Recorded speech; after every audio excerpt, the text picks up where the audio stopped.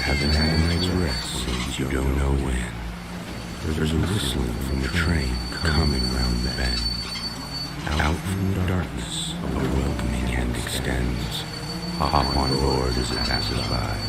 It'll be your bitter end.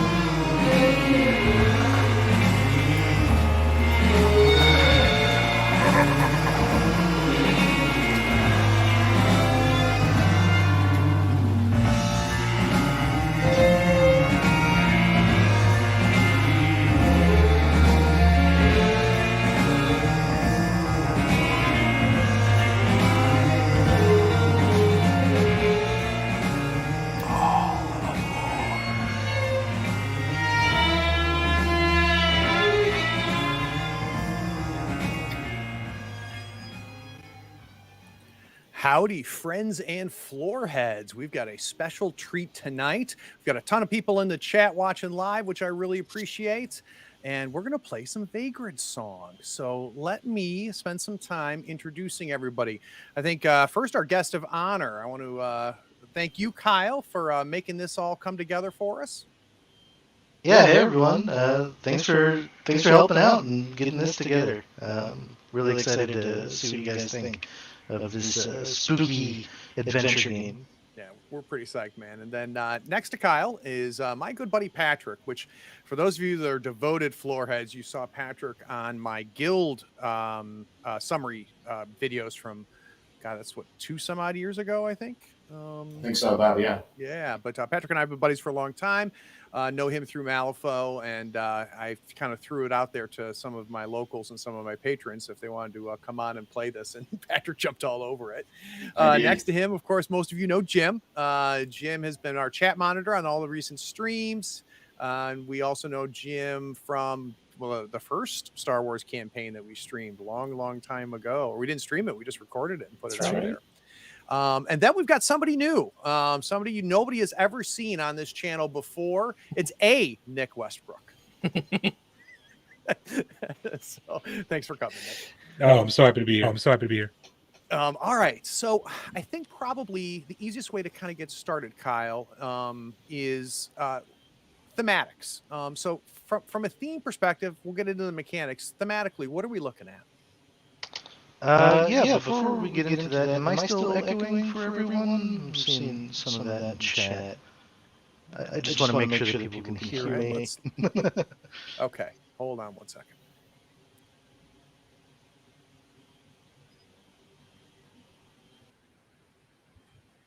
All right, that should be gone now. Now I know why our audio is coming through. All right. Just anybody echoing? Let me know in chat. Hello, everyone. This is a test. Okay, we're good.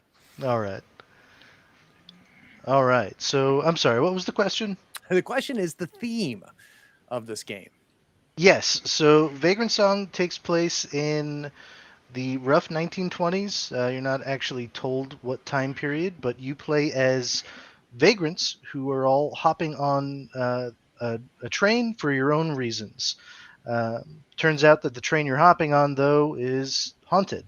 There's something going on with it, and you can't get off the train as easily as you might think. So you're going to have to fight your way through Haints, who are the lost spirits lingering on this train, and figure out a way to get off of it. And it's a co-op game, right, Kyle? Yep, fully cooperative. Yeah, for 2 to 4 players. And it, I saw in the intro video and in some of the write-ups on it, it's going to be scenario based. So you play through scenarios. Also, in talking with you, I learned that things carry over, right? So it's got a little bit of a legacy aspect. So what we do in this scenario potentially can impact the next one. Right, exactly. So it is a full campaign game. There's over 20 scenarios in the game. And at certain points in the game, you're going to be choosing whichever path you want to take. So it's replayable because you're going to be experiencing different Haints at different times, essentially. But there are some legacy components to the game. You won't be tearing up any cards, thankfully, but you will, or you might, lose some skills permanently along the way. Very, very cool. So, are there some games out there that if someone said, "I like this game," you think that they would like Vagrantsong? So, what are some games that have maybe thematically or mechanically you think kind of call to this? So at its core, Vagrantsong is a boss battler. So if you're familiar with games like Kingdom Death, you'll be right at home here. But there are a lot of elements pulled from other games as well. So you'll see elements of dungeon crawlers here. So if you like Gloomhaven or Descent, there are elements like Mansions of Madness, for example. Nice. So if you like to, you know, figure out the mysteries of how a Haint got here, for example. You're going to enjoy that here. It is very story heavy, so there's tons of games to compare it to in that regard. But um, yeah, basically, dungeon crawler, boss battler, you kind of get the feel of that from I there. do, yeah. So for those that are watching, you can see on the screen here, I've got my little red hand here. You can see these are the 4 players, and you'll see the pictures match up to our avatars at the very bottom, so you know who's playing what. This is going to be our Haint here. If I kind of scroll out, you can see the game board. This is our train, and we can see the game pieces is the tile there. And if it's all right with you, Kyle, what I'd like to do is I'm going to bring up my Wayfarer card so everybody can see it. And Perfect. maybe if we can kind of walk everybody through the different components of the card. Yeah, absolutely. All right, let me do that myself. All right, so in the top right, you can see the Wayfarer's humanity track, and their maximum humanity is 8. Um, so basically, that's your health system in the game. Right. And if you ever go down to 0, 1 to 0, as you can see, there are skill slots on the side. You're going to be flipping over a skill card there. So you're going to be losing a skill temporarily during the scenario. There are ways to heal it, but we'll get into that into a little bit. Yep. And then below the humanity track, you have the passive effect. Each vagrant has their own unique passive, and then below that is their story. And then below that, we have general actions. So we've got move and rummage, bust, investigate, and patch up. And Very cool. we'll be getting into how those all function soon. Yep. And I see that we lay skill cards to the left and to the right, which we'll see in gameplay. And below we see the 2 junk, and we're going to learn what that junk is. And very quickly, obviously dice based. You guys can see the dice over here. Let me go over and let's look down at here's our wounds and broken cards. We're going to learn how those play out. Here's the manual for us. And incidentally, what we're playing on, of course, is Tabletop Simulator, and it is free. Anybody can go on Tabletop Simulator, can grab this. Talk to me about this red bag. Right. So the bindle is a major component to the game. It's also fairly strong theming with hobos on a ghost train, and basically it's one option to rummage. As we just talked about general actions, you can go over there and pull tokens from it and gain special effects. On the other side of how the bindle works is that's also how you're going to operate Haint actions. You're going to be pulling from the bindle and triggering which action that they're going to be performing. All right, that's beautiful. So I think what we want to do now is let's start playing. So Kyle, if you don't mind kind of talking about what our scenario is, and one of the things that has promised to help us do, because none of us have played before, which is great for everybody watching. Kyle's going to kind of walk us through kind of our first turn each, and then you're going to watch us lose this in a spectacular way after that when we're making our own decisions. So Kyle, talk about the scenario. Let me go over some of the stuff that's going on the board first, so we kind of have an idea of what's going on. So I talked about the vagrants having a humanity track and losing humanity is how you get wounded and hurt as a vagrant. As your goal as a vagrant when targeting a haint is giving them back their humanity. You want them to be gaining it. And what you can see at the top here is a haint's humanity track, and we have the humanity threshold token here, and that we move around based on player count. So in this instance, it's on 12. Then we have the Haint Humanity marker. Right now it's set to 0, but our goal is to get up to 12, and then it gets the Haint breaks, and we can go over here and see the break track here. So 12 isn't actually the entire health pool for a Haint. So we've got a few breaks that we have to go through. Each time we hit 12, we're going to move the break track down 1 until there are no breaks left. Then we have on the left here the rounds. So this game, it takes place with everyone is going to take a turn during a round, and then we're going to move the round track over 1 space. And then we've got the cycle track here, which I'll go into once we start kind of rummaging and dealing with Haint actions a little bit Beautiful. more. The general turn order is entirely up to players. Each round, and in between rounds, you can make these sorts of decisions. So basically, one player is going to say, I want to go first, and we're going to see that turn go.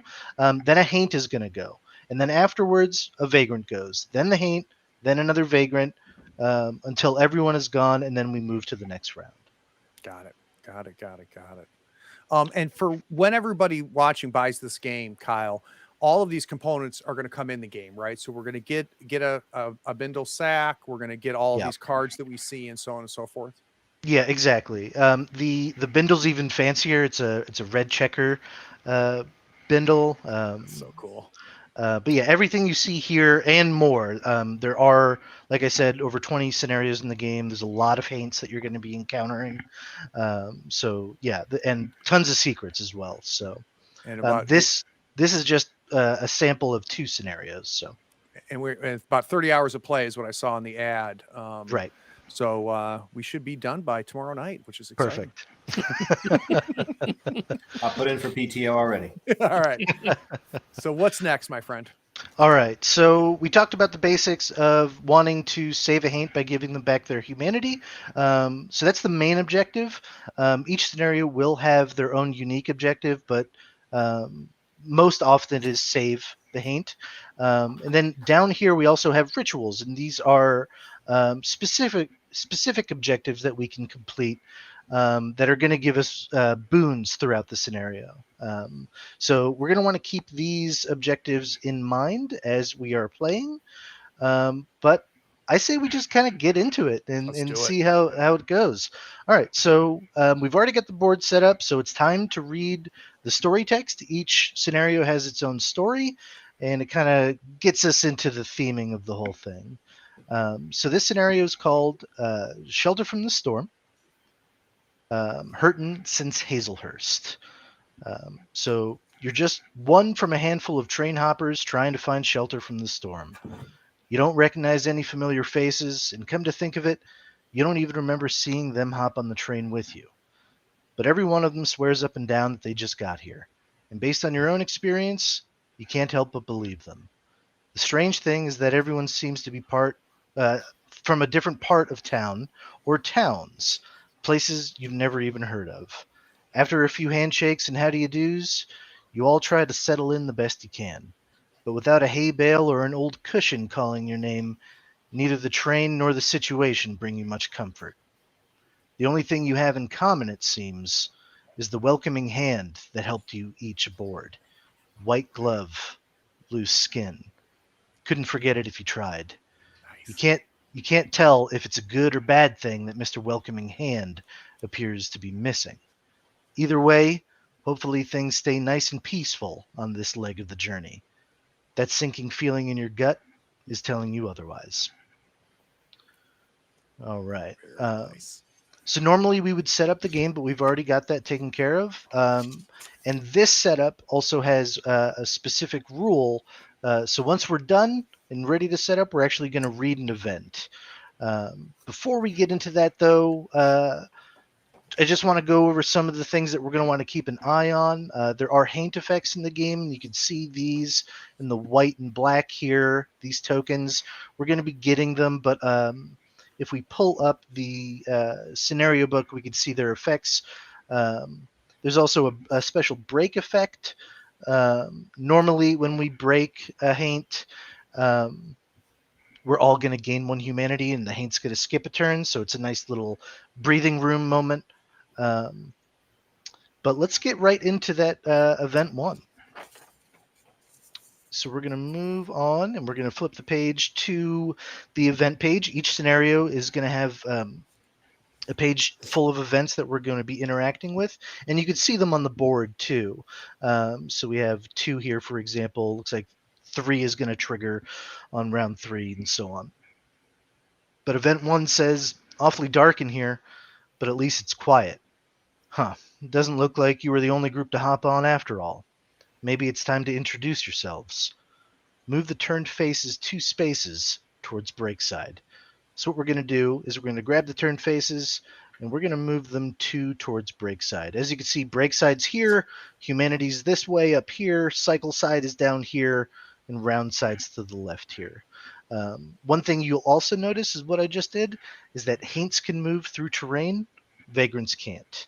So, Gotcha. So that fish crate, we would not be able to move through it, but the haint can.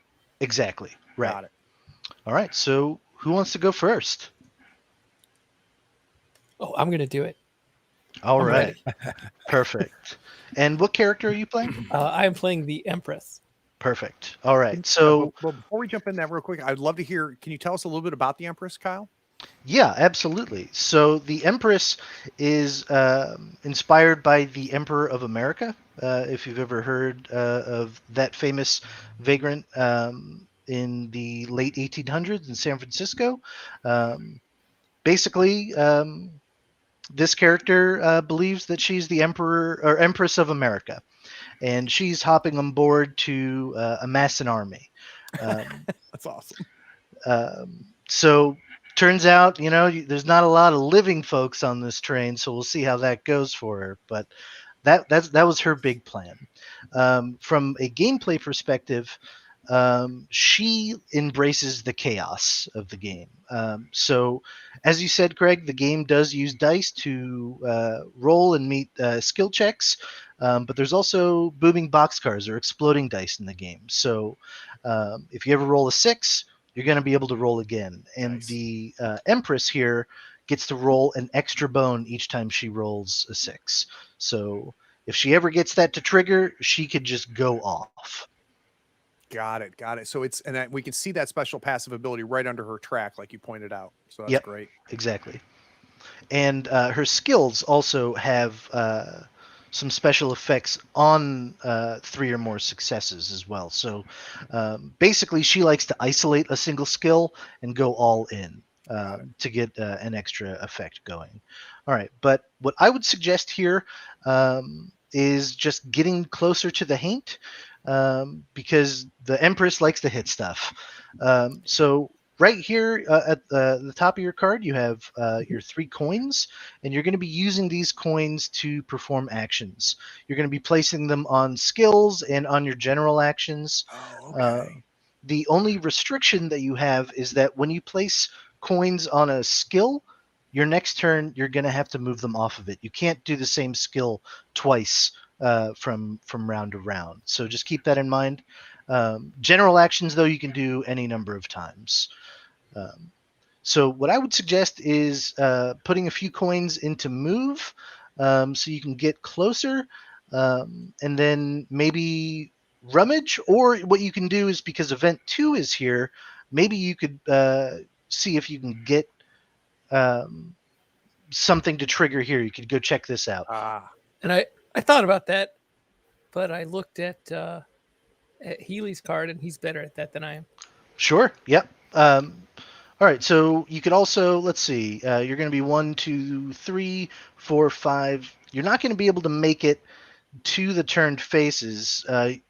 Well, you do have 1 to 3 range on strangely resonant speech, and general orders is 1 to 2 range. So But I need boxcars to basically. Oh, but I need boxcars to get to 3, but I don't need Right. to get 3 to give him humanity. Yeah, you could still do a little bit of work here. And turn faces is the name of the haint for those that are watching. Correct. Yeah. All right, that's what I'm going to do.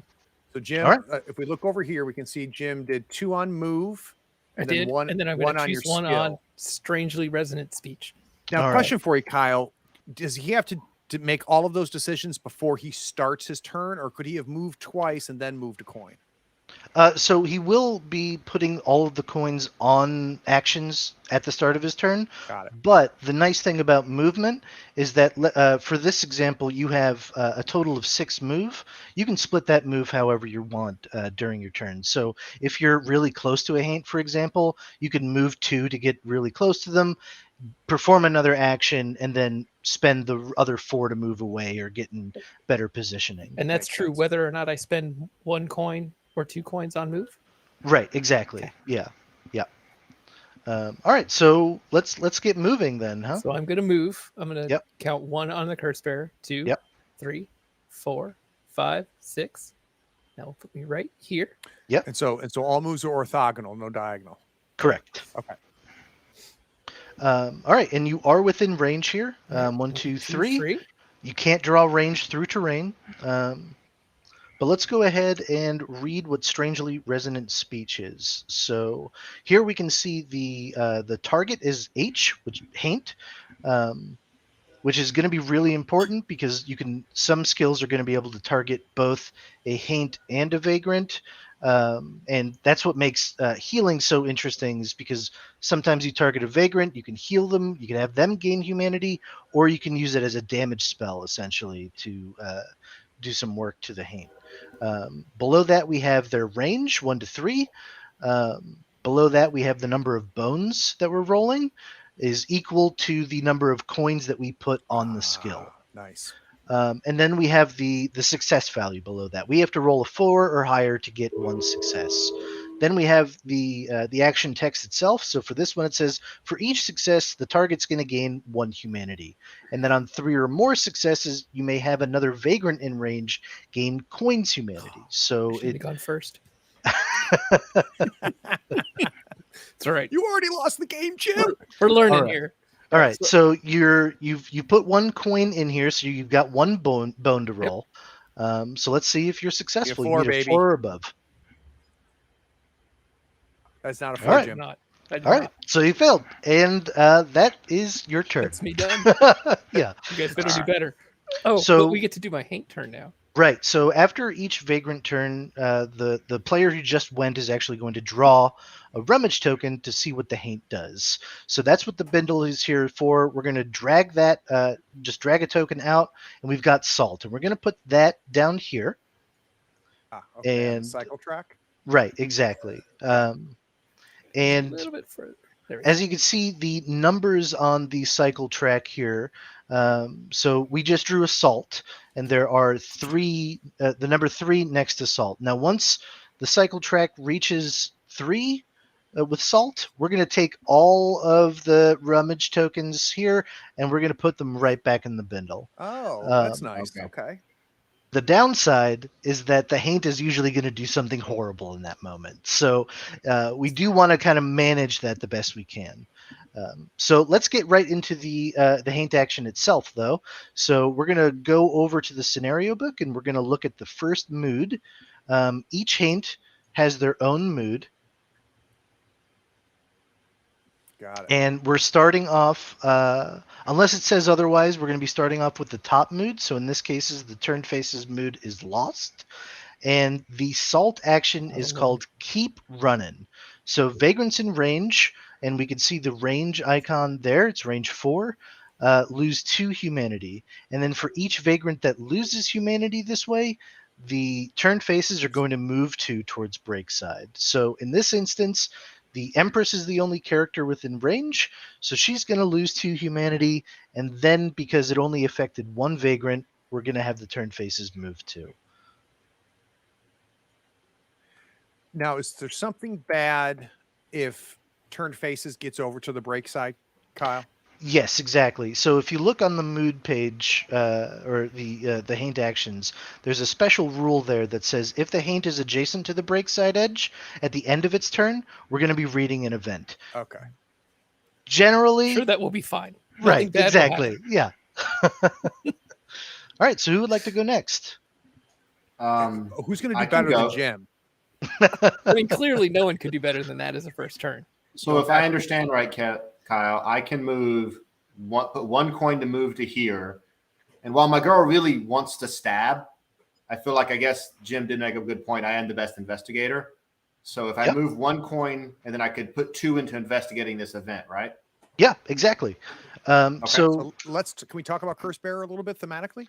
absolutely. So the Curse Bearer has been traveling a really long time. She is trying to escape something. There's been something on her heels, and she just keeps running. She's armed with her trusty knife, as you can see with one of her skills. She just needs to figure out how to either defeat or escape the darkness that's chasing her. It says and her abilities once per turn after you are haunted, that haint gains 1 humanity. Is that when the haint attacks you? So the haunted effect happens when a haint moves into your space. Ah, okay. So they basically they're going to be trying to get as close to you as possible. Each haint has their own unique haunted effect. In this case, the haunted effect for the turned face's lost mood is lose 1 humanity. So if Got he moves into your space, you're going to get hurt a little. Got it. The curse bearer does little damage on just from being haunted. So she hits back, kind of. Okay. right, exactly. But yeah, I think investigating is a great idea. So we don't know what's going on with Event 2. So yeah, let's put 1 coin in move and then maybe 2 coins in investigate. That gives me, because I'm at a 50-50 shot on each die. So Yep. All right, so let's get your character over onto that investigate action or the token. All right. So the way this works is that we're going to read the event text at the top first, and then we're going to roll. So it says, looks like they left something behind. What kind of traveling tramp starts shedding all their things? So let's see what your rolls do to see if we can figure out. 2 coins is 2 dice, correct? Exactly. Yep, for the investigate action. Real quick, where was that text for the that investigate? It's in the scenario book. Oh, okay. Yep. After the mood and action page. All right. And that was 2 because that's the number on the token. Yes. Exactly. Yep. Okay. All right. Well, let's see what happens here. Yeah, let's give it a roll. All right, you 1 did, success. but you did roll a booming boxcar. So technically, we could see if you've got more successes. So for each booming boxcar you roll, you're going to roll 1 more die. Oh, okay. I thought that was an Empress thing only. The Empress gets a bonus effect. You roll 1. It's roll 2 extra dice the first time. Right, exactly. Okay. So I'll just re-roll. No, grab another die, dude. Yeah. Oh, yeah. All right, looks like you failed that one, but you do still have the 1 success. All right, so we're going to go over back to event 2, and good news is we know that there's either 0 successes or 1 success here. So we're going to read the 1 or above, and it says, oh, well, this sure looks useful. Rummage 2. Only keep one of the rummage tokens rummage this way, but you may give the other rummage token drawn to any other vagrant. After keeping a rummage token, add event tokens 8 and 9 to the bindle. Then give the bindle a good shake. And then we're going to remove event 2 from the board. So the first thing we want to do here is rummage 2. And the way we do that is we just draw 2 tokens from the bindle bag here. Okay. All right. A candle and a rabbit's foot. Right. So we have this quick reference card here that's going to be really handy. It's going to tell us what all of the rummage tokens do for us as vagrants. So candles, we're going to put those on the train board, and haints are going to go after them instead of after vagrants. Nice. The lucky rabbit's foot there, that's going to give you another bone to roll. It's essentially like a once-off coin that you can use. So, Okay. But when you rummage, you can only get to keep one. But in this specific instance with event 2, you can give one of these away to a friend. Okay. So which friend, one would you Patrick? like to keep? I feel like I'm going to give the rabbit's foot to. It seems like it's really good with the Empress with her, like, because she has a bunch of triggers if she gets extra successes, correct? Yeah, exactly. That's a great idea. So let's give that to the Empress. All right. And I'm going to keep this candle because I feel like I'm going to be up there with the Hain a lot trying to hit it. And Yep. that'll let it kind of keep off of me. All right, so a few things about rummaging and rummage tokens. So if you look on your Vagrant card, you can see that the Curse Bearer has a rummage value of 2. That number specifically means how many rummage tokens you can hold. Each time you rummage, if you were to put coins into that, you would rummage the number of coins equal to the number of coins, but you'd only be able to keep one, regardless of your rummage value. So another thing to keep in mind is that event tokens, stuff that you tend to keep, are also going to count towards your rummage value. So you can only hold so much. Got it. The Wayfarer down here, he can hold a lot. He's got 3, and so does the Songsmith. So Okay. they get a little bit more help there. He's like the pack rat. Nice. Right, exactly. Now, as far as using rummage tokens, you could use them at any time during a round, but you can only use one per round. You could use it during a Hain's turn. You could use it during another Vagrant's turn. You can also trade them. If you're adjacent to another Vagrant, you can give them to a buddy. Oh, okay. Alrighty. So that was your... Oh, no, we one more thing we still have to do with Event 2. We've got to take these event tokens and add them to the bindle here. I'm just going to hit R and shuffle that up a little bit. And we have no idea what those are going to do, but I'm sure it's fine. I'm sure. All It'll be right. very pleasant when we draw. I'm going to nominate you, Nick. Oh, Well, we got to do the Hank turn. Oh, we got to Exactly. do Hainter. Damn it. Yep. So that's kind of how the game balances out between player scaling. So a Right. 2-player game, you're going to have 2 Haint turns to each round, and in a 4-player game, we're going to see 4 Haint turns. So. Got it. Got it. Okay. All right. So for the my Curse Hain turn, Bearer. I draw from the bindle again, correct? Exactly. Yep. Oh, Go look at you. that's just some bad luck right there. All right, so you just drew event 9, and the way that the event tokens work in the bindle is that we're going to draw that, we're going to resolve that, and then we're also going to draw for a normal Haint action as well. So Oh, God. Come on. Like a crit fumble. It's like a fumble. See, you were complaining about my turn. it could be good. We don't know yet. And so if this effect does impact a Vagrant, it's going to impact the Vagrant who just went. So the person who drew. And that's why it's important for that player to be the one who draws the token. Got it. All right. So we're going to go back to the event page, and that is event 9. So we're going to go ahead and read that. Their hands reach out, stretched fingers curling into clenched fists. The metal of the train stretches and yawns. All vagrants in the same train car as the turn faces gain spooked. Then add event 9 back to the bindle. Oh my gosh, it goes back in. Yes. Oh, All right, so spooked, if we go back to the first page of the scenario book, is the white Haint effect token. So everyone in the same train car, so that would be the Curse Bearer and the Empress, you're going to get one of these Haint effect tokens. And Spooked says, if you end your turn in range 2 of the turned faces, lose 2 humanity. And to remove Spooked, discard Salt. Salt is one of the rummage tokens. Right. All So- right. I see the Empress. Hey, Patrick, go grab your little white token there. Come on. Is it this one right here? Yep. Yep. Okay. Yep. All right. Got and it. then you Now, can. does that go back in before he draws the actual tile for the action? So he It could sure draw it does. Again? Awesome. Or in PTS, you could drop it off the side of the table too, right? Craig. We'll just hit R a few times. We'll give it a nice healthy shuffle. All right. All right. So, okay. So good news, no events. So we're going to go back to the Haint mood page. We drew an iron nail here. So we're going to put that down here on the cycle track. Right. and then we're going to read the Iron Nail action. This one is called Finding Our Way Back Home, and all it does is it moves towards Breakside with a move value of 3. So the Haint here is going to go 1, 2, 3 spaces, and then it's done. They are booking ass towards the Right. boots. Yeah. Fast. They don't care about you guys at all. No. Hey, Kyle, quick question. With that candle, does that change the target of the break side towards the candle, or is that only when it targets a character?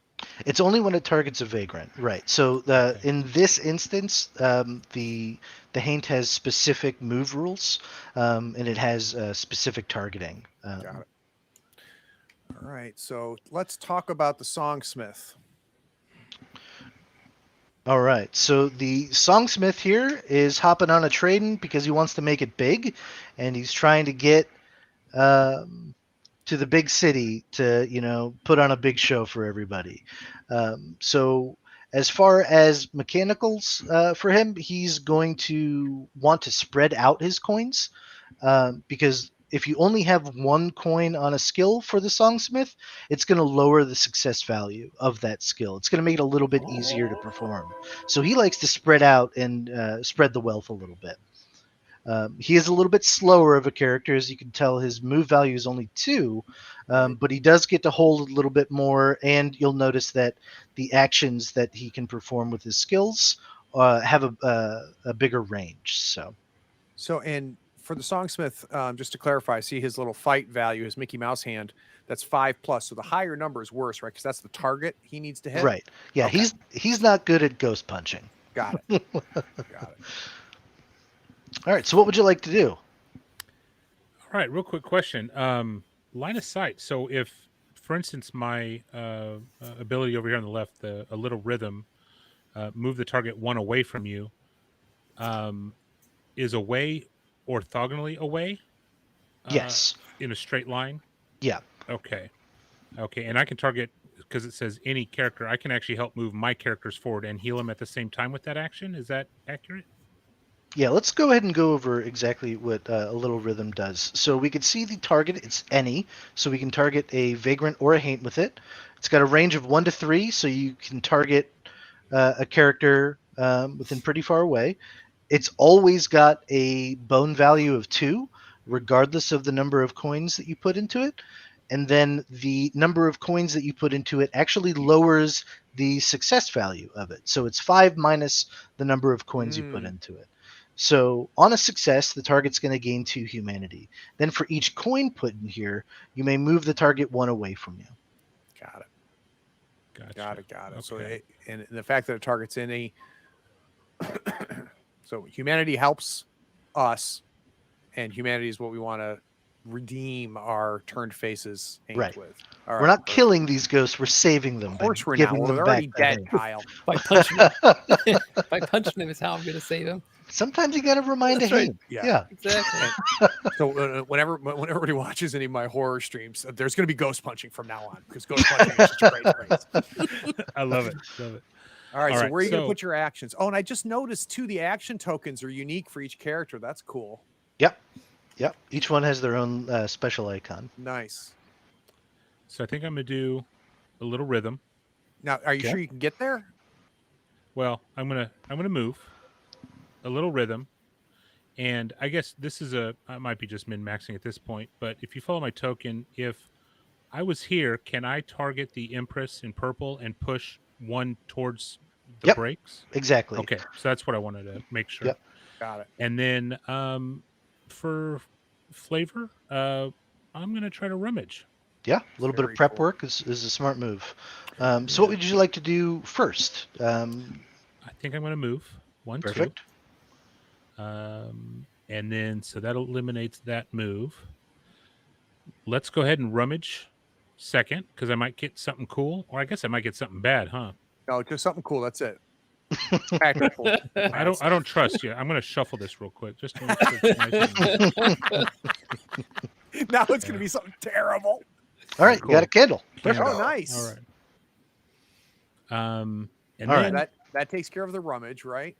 yeah, Yep. rummage is done, and then Technically, it's not a big deal, but technically you would keep the coins here on the actions that you perform because it helps track with what skills that you performed and that sort of thing. So That makes sense. Okay. Yep.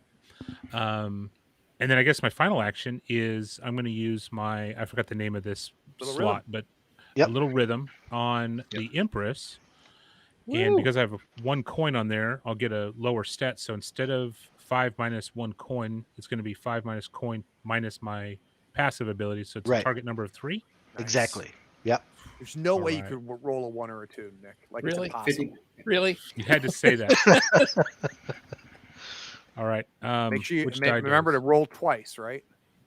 Yeah. Are you Yeah. honed While in it's on still this in the air. 6 right here, Craig? What's that? Are you honed in on this one here? Oh, I'm looking at you, baby. Yeah, that's what I'm Right. talking about. So that's Nice. one success. All right. So the Empress is going to gain 2 humanity for the success of the action, and then Yay. the Empress is then going to. It's up to you because it is a May action here, so it's up to you if you want the Empress to move forward. That's the idea. Empress, We would wanted you like to to move her move forward? towards the haint, right? Right. Yeah. Okay. So And you get to move me.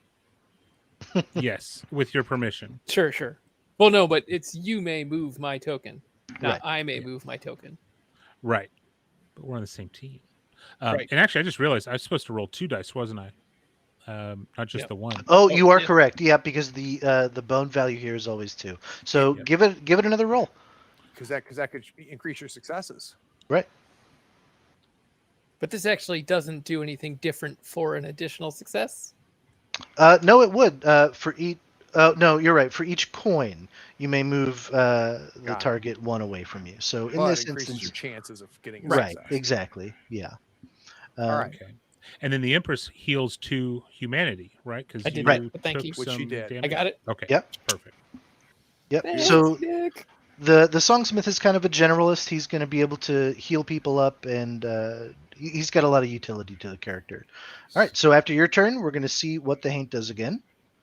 All right. Pulling from the bindle. It's All a right. iron nail. Yep. So we're going to stack it right there. Exactly. So now we've got 2. So that's not great. But we're going to go. Take off and- running. Yep. He's going to run again. Finding my way back home, moves towards Breakside with a move value of 3. So we're gonna go 1, 2, and 3. It's getting pretty Lord. close to it. So let's see what happens. Then we still have one more player. Craig, what would you like to do during your turn? Well, first I want to find out who the Wayfarer is, if I could. Perfect. Yes. So the Wayfarer's been wandering hobo for a long time, and he is obsessed with stories. As you can see on the character art, he's got a writer's satchel with him, and that's actually what he's also carrying as a junk card as well. So for him, hopping on this train is just another story to tell, and he's just happy to be here with friends. So he's just thrilled to be involved. All right, and I see my writer satchel. If I spend 3 coin on the rummage action, I may keep an additional rummage token. So I would keep 2 instead of the 1. Is that accurate? Exactly. Yeah. Okay. Now, if I look at my skills, in a pinch, for each success, target gains 1 humanity for each of your rummage tokens. Oh, okay. So I'll build up the rummage tokens and then Right. got it. But I have to be close. I see the range is only 1. Right. And then over here, I've got Feathery Friend. And if you look at the art, you can see my little Feathery Friend. So Feathery Friend, I can target another Vagrant. Ooh, nice range of 1 to 4, 2 bones.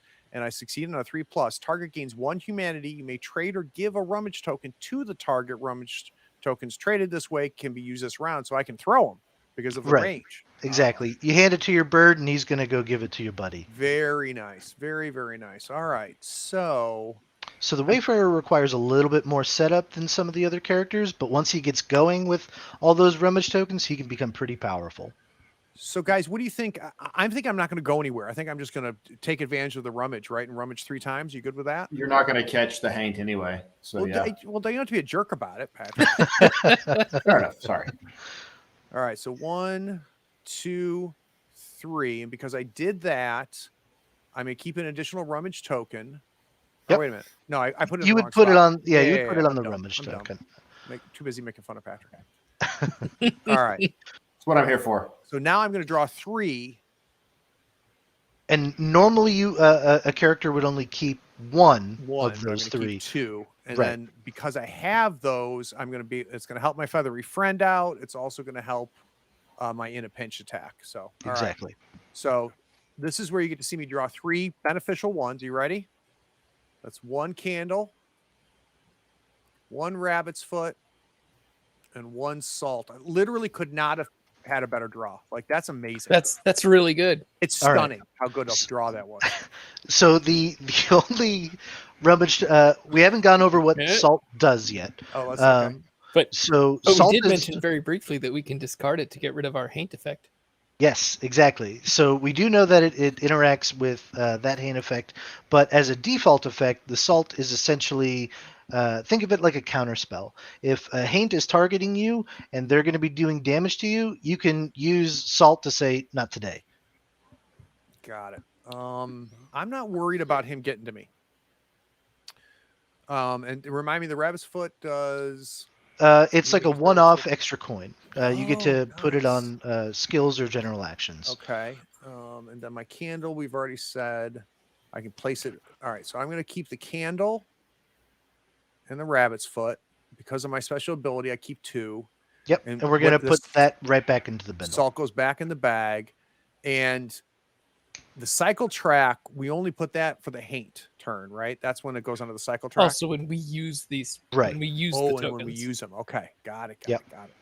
So right- that gives players some control over when the cycle effect happens. Got it. Okay. All right. So now we got to do the haint turn.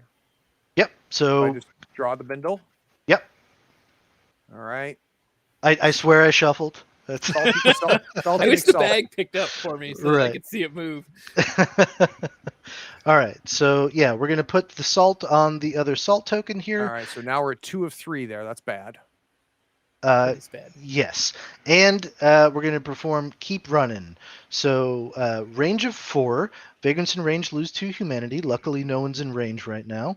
And then for each vagrant that loses humanity this way, he's gonna move towards Breakside. Hey, So way to hold him in place. perfect. Yeah, nothing happens. That's a Remember rare this treat. moment, kids. Remember this moment. This is when we won the game. Clip it. That's all that's going to be saved on Third Floor Wars. Clip this one And the string segment. cuts off. We won. Yeah. All right. All right. So All right. that's the end of the round. Exactly. That's the round. So we're gonna move the round token up 1.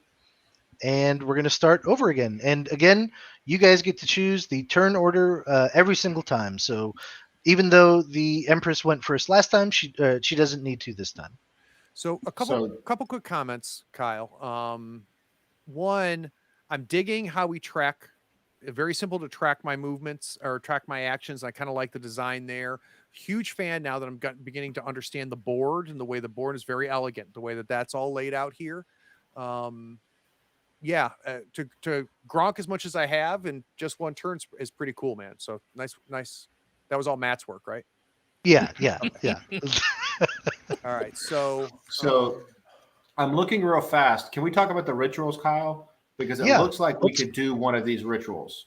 Yeah, let's go over all those rituals. So again, the rituals are scenario-specific objectives that we're going to want to focus in on and complete. So let's look over these. So we have the first one is First Blood. After the first vagrant suffers a wound, and there's remember text here, by flipping over one of their skills after losing enough humanity, we complete this ritual. So we're going to complete a ritual by dropping some blood, essentially. The second ritual here is Long Stretch on a Lonely Road. If the turn faces move from train car A to C or C to A, and as you can see, all the train cars are labeled. There's in A, a B, single and C. turn. In a single turn, complete this ritual. Damn. So we don't Oh, know how to do geez. that yet, but who knows? Anything can happen. Well, we got to get him back to A. Or no, he could go C to A. Okay, never mind. I got it. Right. And then the last one is Strangers on a Train. As a team, remove 2 haint effects to complete this ritual. So we know that 2 vagrants currently have haint effects. Only someone who kept some salt. Yeah. So the vagrant with the salt will be able to discard it. You can't Correct. you can't have like for in this instance the Empress has it. has the haint effect, but doesn't have salt. Yep. If another character had salt, they would have to give them that token. They wouldn't be able to just use it to get rid of it. And these are beneficial to us to completing, right? The rituals, yes, we're gonna 90% of the time they are good things. Yeah. Fantastic. So real quick, 66% of the time. can we talk about Every the fact time that- I flip one, it's going to be bad. let's talk Right. about the fact that Salty Nate is like watching this and he knows there's salt in the game. Like he's already bought it. He's like, I'm in. Salty Nate's in. Awesome. All right, so that's the end of the turn. So now we get to decide. We've moved our round up, and something special will happen the next time, right? Where that 3 token is. We'll learn that. We'll cross that bridge then. Yep. And then, so who wants to go first?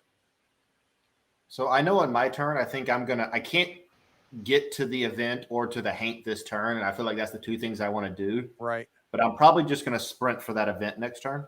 Okay. But you won't be I able, feel you like won't we be able wanna to complete investigate events. it. Is that right? Yes, because I have the best investigate skill. But can you investigate this turn? I don't think I can, but I Okay. can't get to the haint either. What if Nick pushed you closer? How far are you away? I need 2 extra movement to get to it because I'm thinking 1, 2, 3. 1, 2, 3. So I'm too short either way because you have to be on the event, correct, Kyle? Yes. Yeah. You got to be on that space. All right. So does that mean? So what if Go ahead. someone gave you, sorry, the rabbit's foot? That I Then, gave away. well, the one that either the one that you gave away or the one that Craig drew, right? Right. So if either one of us gave you the rabbit's foot, then you'd get a 4th action, and then you I could could spend get 3 to walks that. and still make it to the thing. I still couldn't. I would just move to it. I still couldn't investigate it this turn. I don't think. No, you have 3 it would be- tokens, right? You would get 4, so you could move 9 1, 2, spaces. 3, 1, 2, 3. Yeah, I could do it. You're correct. Yep, You could use the rabbit's foot for that last one, right? I could do that. Yes. All right. I'm not saying that's the best thing. I'm just saying it's a thing that can be done. So Kyle, remind me, is that an action to hand that off? So as a general thing across all the characters, you have to be adjacent to them Right. to give another vagrant one of your rummage tokens, and that also counts as using the rummage token for that round. So you wouldn't be able to use another one during that round either. But the other vagrant would be able to. Got it. Okay. So I can use feathery friend, not featherly. Feathery friend with range 1 to 4. So you're 1, 2, 3, 4 away. So you're in my range. I can do it on a 3+. I get to roll 2 bones to do it. And I would have to put a coin on there, so it would take an action. So I'd have to put a coin on there as an action. Right. How do we feel about that? Are we committing to getting Patrick up there to do the investigation, or do we want to do something else? I don't know enough yet. They seem like you want to investigate and do rituals and Right. I mean, the key right now is we just got to do something, right? And Correct. we don't know what we're doing yet. So how does everybody feel about that? I feel like it's okay. I feel like it kind of stretches out. You get to try your thing. He gets to try. All right, cool. his So thing. we'll do 1 on Featherly Friend. Okay. And then I am going to move just so you guys don't get too far ahead of me. And then I'm going to rummage.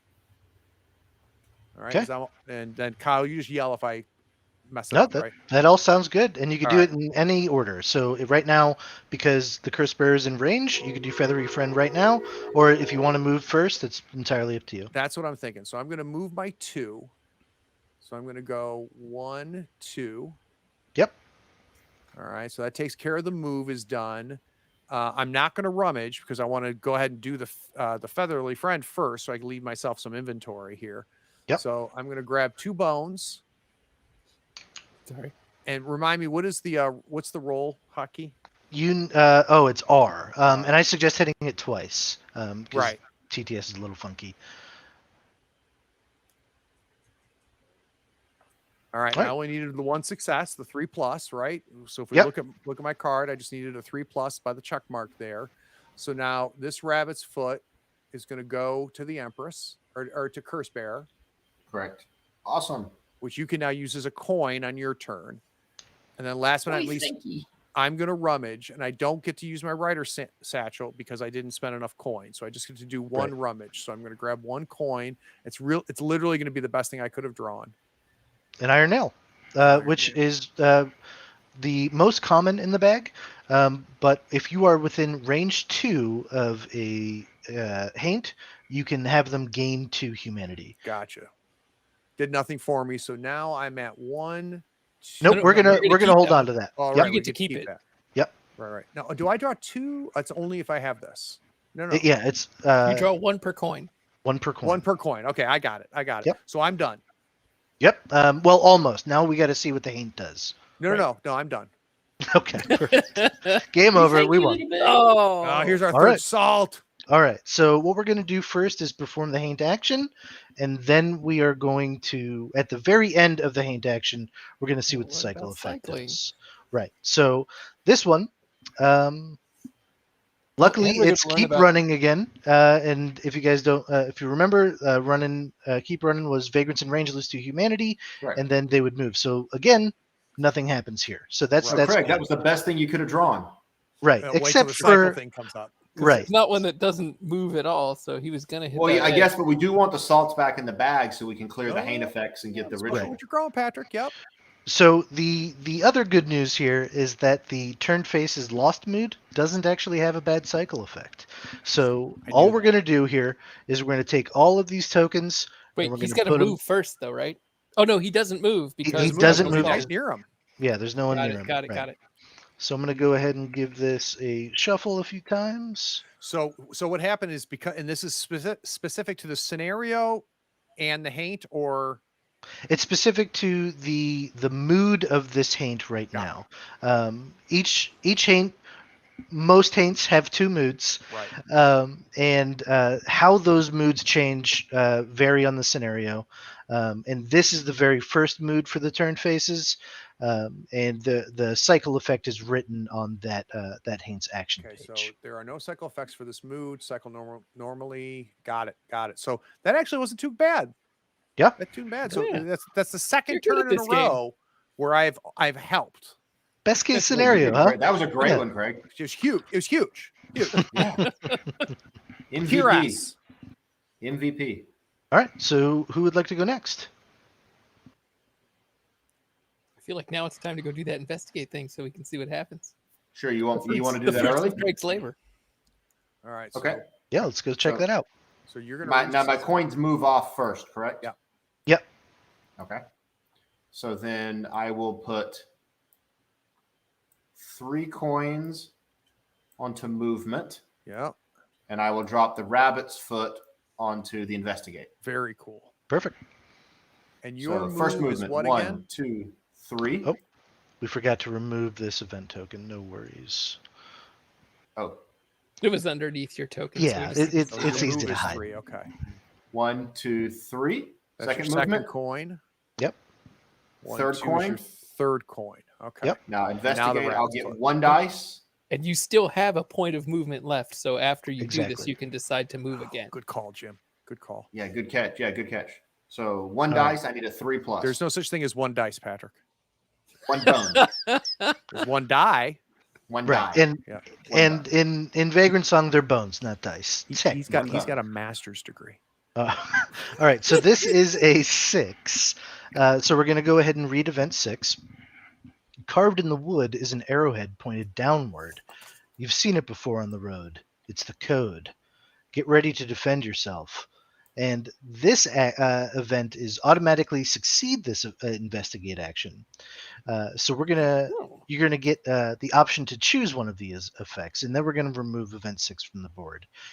So the first option is you may have any vagrant in range 3 gain 2 humanity, or you may give another vagrant one of your rummage tokens. If you do, you can rummage one. Nice. Now Well, I'm going to you give can't. my candle. You can't give him the rabbit's foot because you've I know, already but I'm used going to it. give my Right. candle then to Craig. and then I'll rummage another one. Yep. Because he can hand that back out. Yeah, good call. All right, so you're gonna go ahead and rummage now. Ooh, I an got an apple. Apple. We haven't seen the apple All yet. right. What the hell's an apple? So the apple is the rarest in the bindle, and Nice, Patrick. when you use it, you can heal a wound. And real quick, I'm going to flip over one of your skill cards. So I pointed this out earlier. If you go down to 0 humanity, you get to choose which card you're going to flip over, and you no longer get access to it. But the apple lets you heal it. Very nice. The only exception to awesome. that is junk.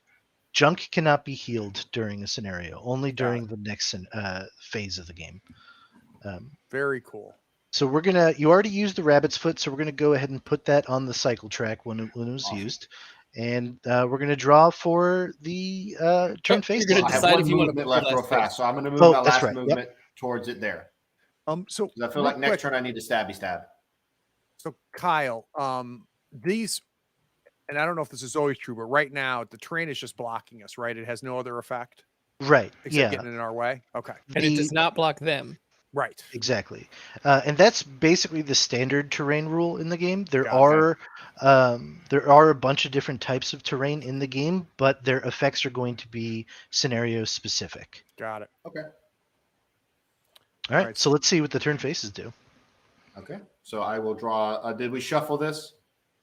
Hit on, baby. It doesn't hurt, yeah, to give it Okay, another it's one. R to shuffle, right? Yep. Draw it out. There we go. All right, now you're now. Nail. It runs. The spike, that someone within range gains range 2 gains 2 humanity. A haint will. Okay.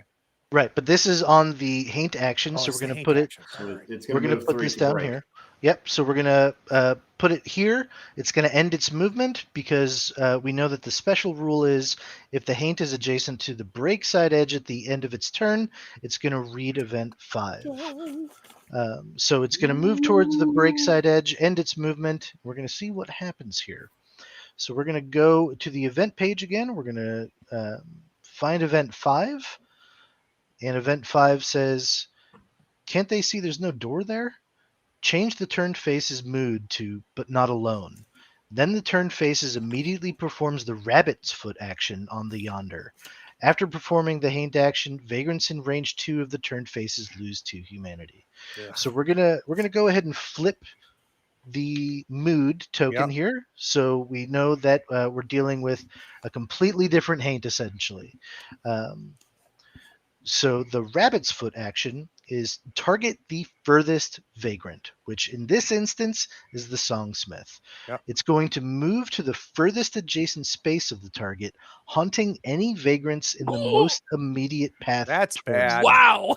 Right. But So we're gonna do a ritual though. right, We sure exactly. are. Right. So he is going to go through. He's going to haunt the curse bearer here. He is going to gain a humanity because he's haunting the curse bearer, but Stab the me back. the curse bearer is going to lose one as well because that's the haunted effect. It's going to keep Solid. going. Most immediate path.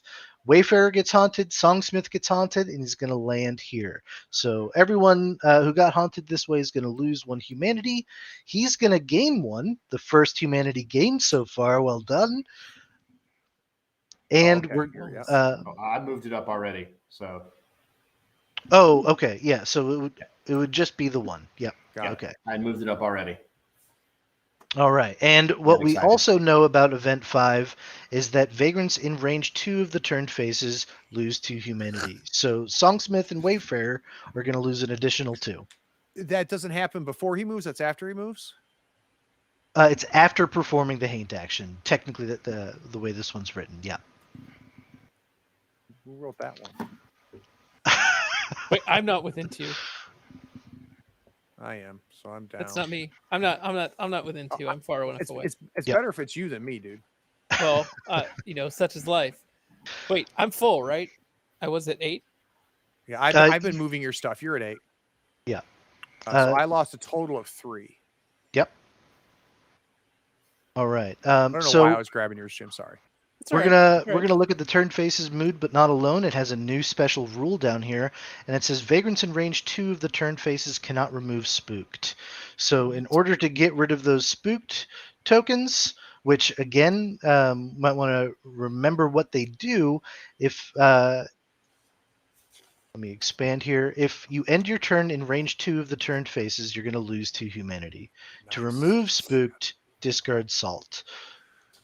We need to get you So guys. We need to get you guys salt. Yep. So you definitely want to That's be not- away that's not the from the token. turned faces now. And Yeah. we also know that he's got a cycle effect, so we'll see what happens when that triggers. But that was his action. So who would like to go? We've already got 2 vagrant turns and 2 left over. Jim and Nick. Yeah, I think I kind of want to. Oh wait, no, we gotta do our ritual. Oh yeah, we did do that, right? We finished C to A. Yep. Oh, did. yeah, absolutely. Shelter Yeah, from he the did. storm, baby. All right, where's that one? Flip it, That's the middle. first, the middle one. Yep. All right, so we're going to go ahead and flip that over. The turn faces gain 5 humanity. All Nice. vagrants gain 2 humanity. Nice. And then during the camp phase, which is the next part of the game, you gain an extra coin. Nice. And we'll get into that then. So he gains 5. 1, 2, 3, 4, 5. And everyone gains 2. Beautiful. And that stays flipped over. We can't complete that again. Got it. Awesome. All right. Likey. Go get him, Nick. Yeah, Songsmith is close. Yeah. So yeah, I'm gonna act. So I can't do my a little rhythm this round. Right. Why not? Is that accurate? Right, because you performed it last time. Yep. Got it. Now my old melody, my other option here, does allow me to take it consecutively. But I think what I want to do is I think I want to lay out a candle to kind of give us some wiggle room if he comes and attacks us. Now these little frowny face. And then walk away and try to give him some humanity. And you don't spend a coin to drop the candle, right? It's just drop Yeah, the you've candle. got still got Right. 3 actions, Nick. Oh, that's fantastic. Okay, that's good to know. Well, yep. Let's do one move. Walk And away. Yeah. this goes down. I don't think it gives me any benefit to do that twice. Well, that's the question, Kyle. Can he? You can't do the same thing twice in the same turn, right? Right. You're basically the coin system provides options per skill. So in this instance, it's going to lower the success value to make it a little bit easier. But Got it. because of his passive, you don't really need to go heavy on a skill, on his exclusive skills at least. And I misspoke. That's what I was meaning to say, but I said do it twice. So that was my fault. What do you think about rummaging? That's kind of that's what I was thinking. Is instead of So, Yeah. Kyle, small design thing. I'm a huge fan of games that allow you, like, if you don't have an immediate thing to do always, that there's not a dead action, that rummage matters, and you can always do Right. it even if you're out of position and stuff like that. So I love that. Yeah. So what would you like to do first? well, I think it's easy to just lay out this candle, and it's got to be adjacent, right? Yep. Which is up, down, left, right. So I'm going to put that just north of me. Might as well rummage because it might give me something cool to do right now. Shuffle that one time. We are super superstitious. There it is. Gosh darn it. That's bad, right? That It might is be fine. event 9. Well, we already experienced this one, so Oh there- no, this is the bad one. Yep. All vagrants in the same train car as the turn faces gain spooked. Now, even Oh, though he's in the same you train are car with him. nope, even though you are adjacent to him, you are not in the same train car. So as you can see, Nice. the spaces in between here are also color coded. So this space here is technically a part of train car C, and the space above is part of B. And you are in B, he is in A. So we're good here. Nice job. But we Nick, way are to think gonna. ahead, dude. I'm looking out for you guys. I mean, Forbidden color Lands may coding. not be my game, but Vagrantsong might be. All right, so we are going to put that token back in the bindle, though. but no effect because he's not in the same train car. Right, exactly. But we still Nice. have to draw for his turn. Oh, right. Yeah. He's not done yet. Damn it. Oh no, that does count for his rummage action. Oh, sorry, that was his rummage action. Yeah. Sorry, I was thinking it was the Yeah. Haint's turn, but The it was Haint not. effect. Can All I right. flip this music token over to say that I've done it? Yeah, that I Oh, mean that's that's one way nice. to do it. Yeah. I like So that. the on the each side of each token here is A, B, and C, and we don't use those in game so much. We generally use those during the in between over here when we're going to be making choices during the camp phase. Got it. Okay. Exciting. All right, and then so Gotta I'm going to get go ahead there. and move. 1, 2, and sorry, Wayfarer, it's going for the candle first, Well- I guess. And 'cause you I can only have jump a through him, right? move of 2. Yeah, I could. Yeah, you could. Yeah. Yeah, I'll Yeah, go you through can be them there. instead. Yeah. So an Um, old medley has a range of 0 or 4, and what that means is that you can target yourself as well. Oh. Gotcha. I'm not too worried about that. Actually, does this block me from being able to target the turn faces? No, you can draw range through vagrants. The only thing you can't is through terrain. Terrain. Okay. And I'm going to use the old medley on the turn faces. So you'll need a 4+ because of the coin, right? Right. 3 So- plus. A 3+ because I he's get Three fancy. plus. of my passive Oh, effect because right, it only has because one you're- coin, Right. which is why And I don't want to then- use 2 coins on it. 1 coin is the same as 2. That makes sense. Right. And by putting 1 coin in it, you are going to be able to roll 2 bones here. Nice. All right, so let's bring these right here in the middle. And roll No whammies. is R, right? Select them both. Okay. Select them both, and Arr. It's a success. I got 1 success. So, not that. Sorry, I hit the wrong button. So the target's going to gain 1 humanity. Seems good.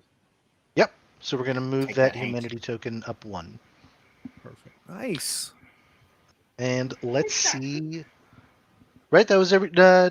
We rummaged? You moved? Yeah. Yep. You did rummage, move, everything. and, All right. and Perfect. and attack. So now you get to draw your Now bindle. you do the Haint turn. This is Yep. clever, Kyle. I'm liking this game. Turns are fast, but we also get to see the Haint actions. Seriously. Oh boy, What here are you we doing, go. Nick? Here we go. Maybe it's haven't a seen different this one one this yet, time. This is a PG All stream. right. I'm not going to say what I'm doing to you. Yeah, and technically it's not in the book because that's an infinity symbol. Right. Yeah. Exactly. Yeah, hold on. Let me fix that. There it is. There we go. See? It's fine. There's no infinity symbol. Move along. All right. What's So eight? What's 8 do? event 8 says a mirror. How'd that get in there? Find junk card 21. Add it to your junk slot or to the belongings if your junk slot is filled. Ooh. All right. So we've got some junk over here. We've got junk card 21, and we're going to flip this bad boy over. Oh. You've now got it. And Just expose my junk. so the broken mirror the says card. Kyle, stop touching his junk.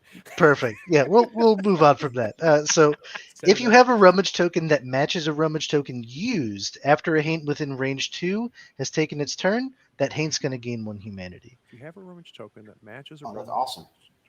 And anything in the cycle track counts as used. Got it. Got Right. it. So if he draws an iron nail and you have an iron nail, just by holding onto that iron nail, you're going to do some humanity gains to him. Beautiful. Beautiful. Gotcha. Well Now, done. how do how would I get rid of? Actually, do I want to get rid of this? You don't Okay, want wait. to, right? No. Now it That's doesn't. good. So not only is it a new passive effect on your character, but it's also another humanity threshold for your character because you could flip over this Oh, is once it you go down wound? to 0. So you basically gain 10 humanity just by equipping That's that. sweet. Wow. Okay. And now 8 doesn't go back in though, right? That was just something special about 9. Right. Eight's going to stay out. Yeah. Got it. All right. All right. So Wayfarer's gone. Songsmith is gone. I think I'm the last one this Just you, time. Big Jim. We've Oh, had 3 strong turns, Jim. Well, that was just the event for the Haint, and that Oh, that's right. We interacted still haven't with- actually done Kyle, the Haint turn. if you're not going to let me cheat, dude. We're gonna All have right, to ask him to so leave. Nick, we're gonna need for you to draw a token for the Haint. Not an event this time, Nick. Just for a change of pace. Mix it up, Nick. All right, so we're gonna put that candle on the cycle track, Okay. Just candle and two the candle action for over here. but not alone. Target vagrant loses 2 humanity. If this wounds a vagrant, that vagrant gains the shakes. He's got a move value of 3 and a range of 1. Now, the way targeting, this is a standard target. He's targeting a vagrant. There's no specifics here. So if we look at the quick reference card here, we can see the Haint target priority. So there's special priority. We don't have that yet. There's candles, which we will interact with right now, but I just want to go over how all of these work. Yep. Then there's the hurt vagrants. So it's vagrants within range of the action that have the lowest amount of humanity. So in this instance, both the Songsmith and the Wayfarer are options here. Then it goes to nearby vagrants, whichever vagrant is the closest, and then it goes to recent vagrants, the vagrant who took the most recent turn. But we've got a candle on board, so what we're going to do is we're going to move him the. He technically has a move value of 3, but when he hit a candle, he's going to stop. Now, if his range for the action was, 4, for example, he would still continue to perform the action as normal. But in this instance, it's only a range of 1, Beautiful. so he's not Nice going job. to actually continue. Dude, anything. candle was key. Right. And the candle, I didn't see where that went, but it would go on the I picked it cycle up track. and moved it over just Perfect. before you dropped him so that it would be a little easier to get. Perfect. If you have any more rules questions, just ask Jim, Kyle. So now right. I'm finally up. Yes. I believe so, yeah. All right. You are. All right, the Empress. And now I cannot do strangely resonant speech again because I did it last turn. Exactly. Gotcha. And that's why we keep the coins there to remind Yep, us. that makes sense. General's And if- orders. I end within 2, I'm going to take damage because Right. I have this Because of thing this stupid thing, right? And I you don't can't have- get rid of spooked while Because I- you're in range. while I'm within 2. Right. What are you feeling, Jim? You don't have any salt, so I don't have any salt, so I won't be getting rid of that effect yet. yep. You have 4 actions. Well, if I spend that other action, we actually have to cycle, and I'm scared to do that. What do you mean? So if you look at the Oh, we've already got There's- we've only got 1 in there. yes, but it takes 2. Oh, it does take 2. I was looking at the 3. I'm looking at it upside down. Damn it. Okay. But we He just sat let him on that side of the decide board. deal with this guy. So I'm scared to do that. But I do think, but the range on that is 1 to 2, so I'd have to be within 1 to 2. So and I have a move of 3. I hope everybody in chat is figuring out what they would do if they were playing the Empress right now. And don't forget the rituals too, because shoot. those are kind of sub objectives that you've got going on. So It's true. I could just try to race for the wound.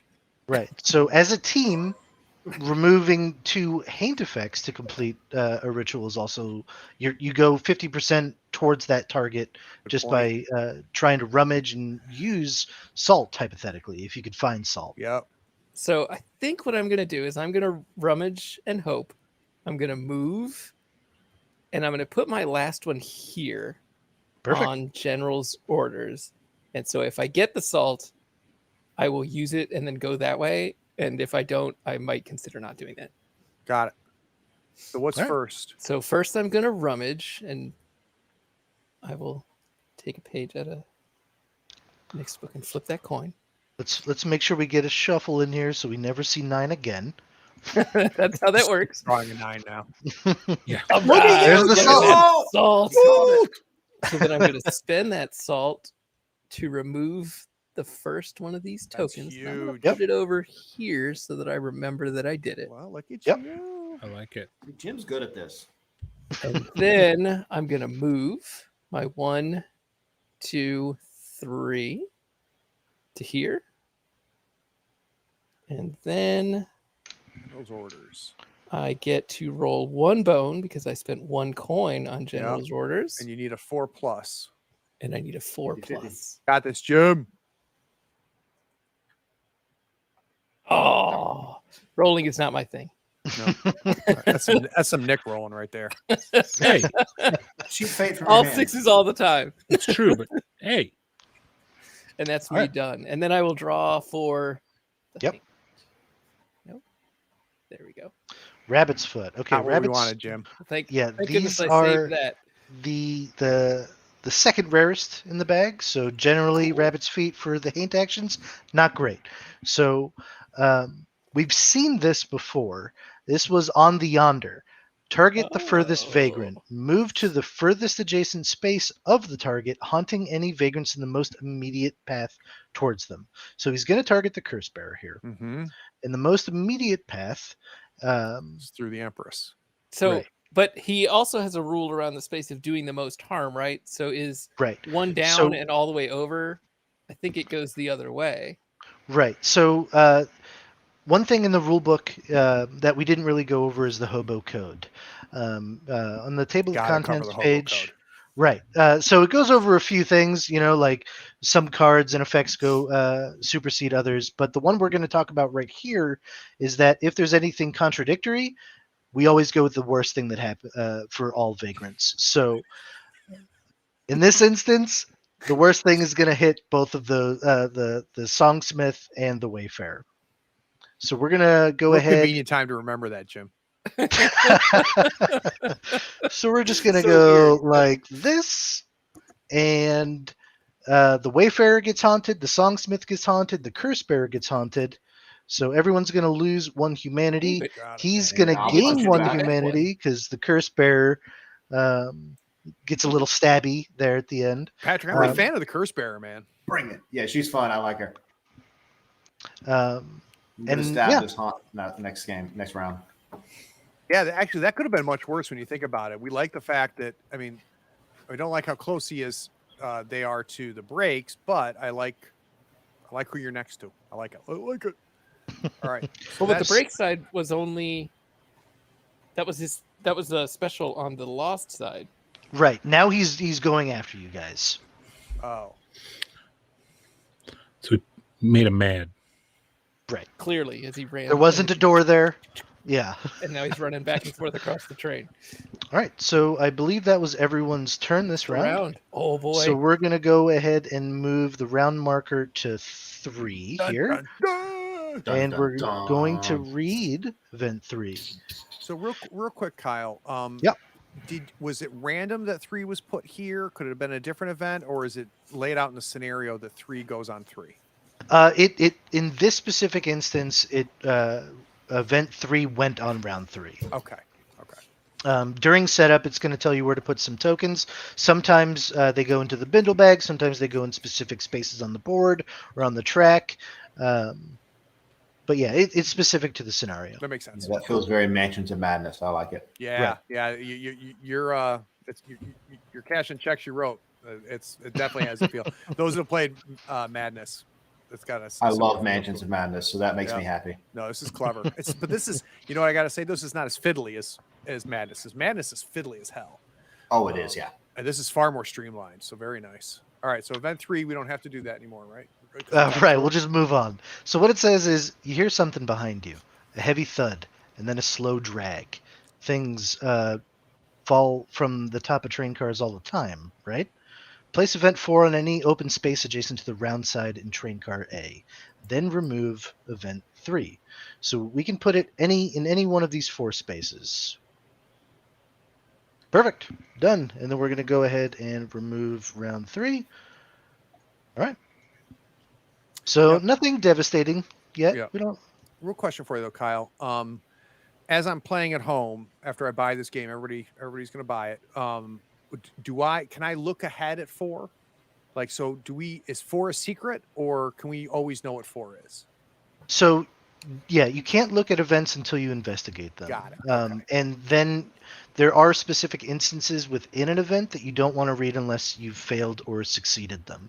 I got it. Okay. So each event that you investigate with generally will either say automatically succeed 0 successes, and you read, something that's totally not bad, and then 1 or more successes, and sometimes events require even more successes. You got to put in some oomph into checking those out. Got it. So, and you don't know until you try. Got it. All right. So new round. But first we have to cycle because he drew the second rabbit's. Oh, good call. Yep. So we're going to go back Sorry, to Haley. the mood page here, and his cycle effect is no turning back now.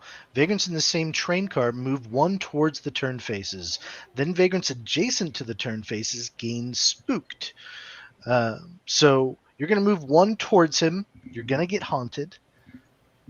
And then you're going to move into any adjacent space. So technically, you could go back to where you were here or here. I kind of want to come over this way in case he goes towards the break. He has to move through me, and I'll punch him back. Perfect. And right. you only get to do the gain once per turn, right? The curse bearer says once per turn after you are haunted, that gains 1 Yeah. humanity. Right. And then these go back into the bin. Yeah. But you did get haunted because you moved into the same space as him. But so you do lose 1 humanity for that. Okay, and I have 2 haunt effects now. You should. You can't overlap on. So you can only have one. You're already spook spooked. You can't be spooked again. Right. Oh, exactly. okay, because one of my abilities mentioned for each haint effect I have. There's different So types. that's why I was Right. curious. And there's the what was it called? It has a name. In between. Shaken. Shaken Oh. is the black haint effect. Right. In this Gotcha. And there's an particular in-between scenario. effect. Okay, I see that. Yep. Gotcha. All right. So again, the white hand effect token is if you end your turn in range 2 of the turned faces, you're going to lose 2 humanity. Ugh. Did you All right. lose 2 more? Or did you already do that? I didn't end my turn. Right. Yeah. You That wasn't you my would still turn. go. That was the hate's turn, right? Right. Yeah, that was Oh, my exactly. turn. right, I right, did not end okay. my turn yet. Yeah, I'm with you. All right. So now we've got a new event on the board. Curse Bear's close to the turned faces, and the majority of y'all are hanging out in train car B. So who would like to go first? All right, so this is the beginning of round 3. Yes. All right, so actually, what we're going to do is let's take a quick break. We're at 90 minutes, so let's take a quick break, and we'll jump back in and launch into this turn. How does that sound? Sounds great. All right, everybody, we'll be back in 10 minutes.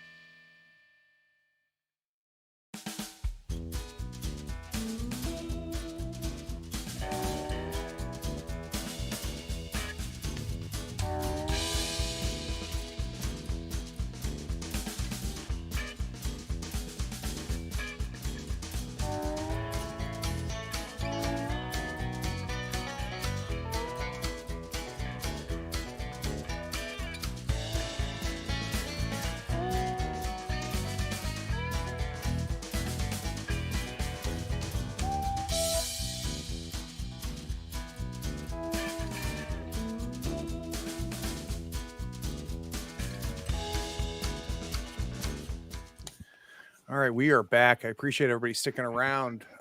During the break, we have got a fresh round. All of us get to go. And one thing, if you missed it in the chat, good old Wyrd Kim, not only did she gift a subscription, we appreciate that, Wyrd Kim, but she also let us know that this will be available at Gen Con, which is next month, which is only weeks away. And also that it'll be in the stores in the fall, which is super exciting. So we'll be able to order it, it sounds like, Kyle, during Gen Con, which is great. Yep. And if you do that, you're going to get an exclusive Skellyman pin and a bonus scenario for free. Oh, nice. Wow. Yeah. Look at So that. you get a full scenario that you get to kind of feed into the campaign, which has new skills to acquire as well. So, Ooh. Yep. Take my money. Very, very cool. All right. So during the break, there was a lot of discussion about what we're going to do. Sounds like Patrick and Jim have some thoughts. So I have I plan on heading this way. I'm pointing. I don't know if you can see where I'm pointing, right over towards the round board, and I'll just try to pull that. It's going to take me a couple turns to get there. So I don't think it hurts anything else. It's a pretty quick turn, if that matters. Well, oops. Yeah, and that makes more sense than her going after the haunt or the haint, right? Yes. Well, I think it'll take me a couple turns to get over there as well. So got it. All right. And I feel like I'm faster than the other two who are closer to this. So I felt like I would get there a little faster than them. So I can go ahead and go first. I'm a huge fan. Go for it. And we just have to remember that you can't do general. I cannot do this. Yeah. Correct. And you've got an extra action too with your rabbit's foot. This guy got shuffled. Sorry, let me just get him don't back. Make her move. So I don't think I'm going to use that yet. I'm going to save that for when it has a little more meat behind it. Got it. Because like she's got these bonuses on getting extra successes, so I'd like to use it on one of these at some point. Yep. Yeah. But I'm going to spend 2 on move to get myself in that general direction, and then I'm going to spend 1 on rummage to try to maybe find something useful. Got it. So I'm going to go 1, 2, 3, 4, 5, 6 to get to here. And that's both your moves of 3 and 3. Both my moves of 3. Yep. Okay. And then I'm going to rummage. I'm going to shake that bag once. And then I'm going to pull out a nice candle. And I will put that here. Yeah, but now, remind me, you can only keep 1, but you can hold 2. Correct. You can hold as many rummage tokens as your rummage value. Oh, the Empress has 2. The Wayfarer has 3, and same as the Songsmith. Got it. Okay. So that slow movement is balanced out by being able to hold more stuff. Got it. Okay. And that's me done. So now I'm going to draw his the 8 token. There we go. Salt again. Salt. So Salt for his but not alone mood is Shoefly Shakedown. Vagrants in the same train car gain the shakes. Vagrants adjacent to an edge or terrain in any train car lose 2 humanity. So the Songsmith is adjacent to terrain. The Empress is adjacent to an edge. So you're both going to lose 2 humanity. I actually am. The curse. No, but yep. If you're adjacent to the edge or terrain, it's any train car. Yeah, in this specific instance, yeah. The Curse Bearer is going to gain the shakes. The Haint also has a move value of 1 here.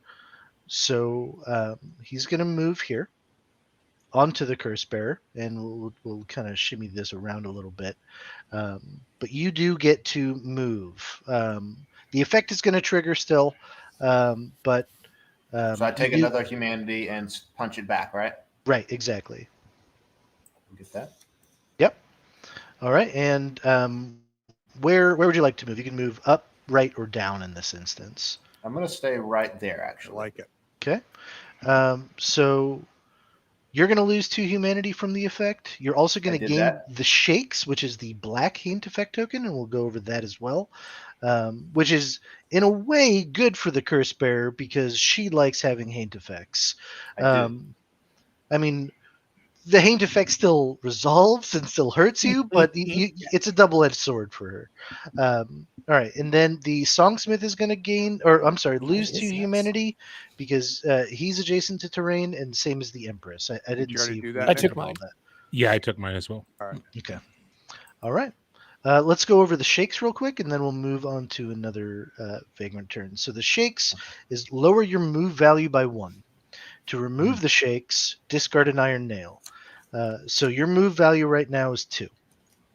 Got it. So I will go ahead and spoiler. I'm gonna go to get a wound because I have an apple. That way we can do the ritual. Perfect. So I'm looking to get a wound here. I like that, Patrick. How do get you it? plan on doing that? If What I are you stay at? next Are you to her, at I 3? have the Hain effect. I will take 2. And Okay, I'm so already- you're planning on taking a turn and just kind of hanging out there then?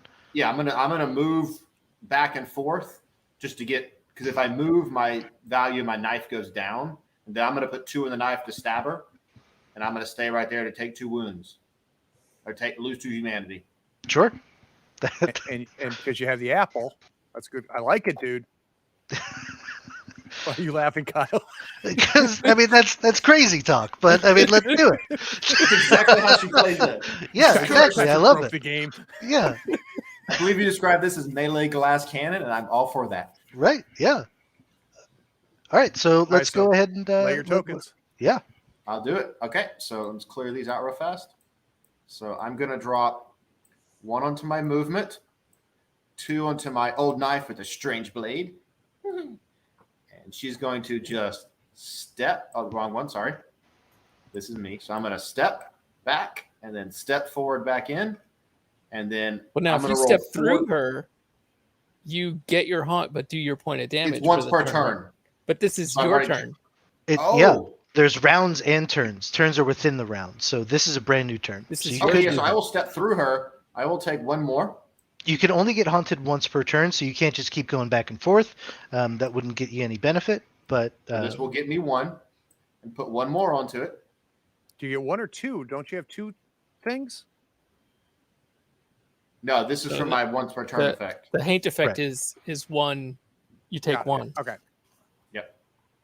Now I'm going to roll. I believe I roll 4 dice now because I put 2 coins onto it. It doesn't have a let's coin take a next look to it. here. Yeah, it doesn't get modified by the number of coins here. So the target is Haint, range 1, bones is always 2, and then the success value is 5 or plus. And you're going to Oh, reduce so the the extra coin skills. doesn't do anything for me? It'll give you an extra humanity for each success. Well, for each success, you're going to gain coins humanity. So if you put 3 coins in here, for each success, you could go explosive. If you Gotcha. So I've got 2 on here. Okay, so I will roll 2 Right. dice. It'll be a 3 plus. And for each success, he'll gain 2 humanity then. right. So if you succeed twice here, you're going to have him gain 4. Let's do it. Box cars. Yeah, Boxcars. boxcars could do it too. Or And- 1 and a 2. That's an option as well. Oh, God, that was set up for like great. That was going to be a great turn. You were going to flip your stuff. You were going to. this is the alpha equivalent of a plus flip and hitting a black joker. All right. Well, at the end of your turn, because you are within range 2 of the turn faces, you're going to lose 2 humanity as well because you still have spooked. Dun, dun, dun. That's Yep. 1 and 1 more. Yep, 1 more and you're going to get wounded. Boom. All right. So then you get wounded. So let's So see I'll flip what. one of these skills, right? Well, no, you're at 1 right now. He Apple, should that's go down right, to 0, right? He was went at down 2. to 0. He lost 2. Oh, did he? Okay. Yeah, Yeah, I was my at 2. I mistake. lose 2. Yeah. All right. So now you're going to flip over one of your skills. Okay, I will flip. I can't use this next turn, so I'll flip my knife. Okay. But Can now I you can spin the spend the apple? apple. You can do this. Yeah, you can immediately use the apple to flip it back over. First, you're going to take the ritual, though, right? The apple's going to The go apple on the doesn't go in cycle, there. It goes into the cycle. right? Oh, that You goes in the used it. cycle, correct? Yep. Yep. But you do flip this back over, so that's holding on to apples. Really great. Yeah, that's cool. And then we're going to put your humanity token back on your max threshold. Very nice. And that And happens that- when you're wounded, right? So you flip the card and your humanity goes back. Yeah. Right, exactly. Now we'll flip the ritual, right? Yep, because you did get wounded, so we're going to go ahead and flip that over and read what that does. Turn phases gain 5 humanity, gain 1 coin to use during the camp phase. So you can't gain, the turn phases can't gain humanity beyond their threshold. So he's only going to gain the 1, 2, 3 here. Yeah. So we're Yeah. going to hit that. We're going to go back to 0, but then we broke him. So everyone is going to we're going to resolve the break effect first. So everyone gains 1 humanity, and in some haints have specific break effects. So this one, when the turn faces break, each vagrant may rummage 1. In addition to that, the standard break effect for haints is that they're going to skip their next turn as well. Got it. So So both very happens. right. So everyone's going to gain 1 humanity. Everyone can rummage 1, and his turn is skipped. So that was a big move right there. Well done. So now we all rummage as well, correct? Yep. All right. So I have just picked up my 4th one. I can't keep 4. I got a candle. You guys are loaded up with candles. I don't think we're going to be seeing any candle actions from the turned faces anytime soon. All right. So I'm going to get rid of. I'm going to do it now. When I discard, do I go back into the bag bindle? Yeah. Because I picked up my 4th one. I also have to discard. All right. So we're going to. Did everyone rummage? I don't want to move too fast. No, I just have to discard one of these. So again, the Iron Nail is range 2, have the haint gain 2. Candles you put on the board, and it becomes a new target priority, and Rabbit's Feet are coins, essentially. When he targets the furthest, that the candle would not count in that space, right? It's going to count the furthest vagrant, and I am the furthest vagrant, regardless of whether or not there's a candle there. Right? Right. Yeah, it would ignore a candle. And as far as targeting restrictions go, a candle's only going to affect them if it's in the same train car as him. Oh. He's not going to keep, like, if it's in B, for example, he doesn't care. He's going to keep going after the curse That bearer. makes sense. Sold. All right. Good turn, Patrick. So now I do my haint phase, right? No, well, because Oh, he skips he it. broke.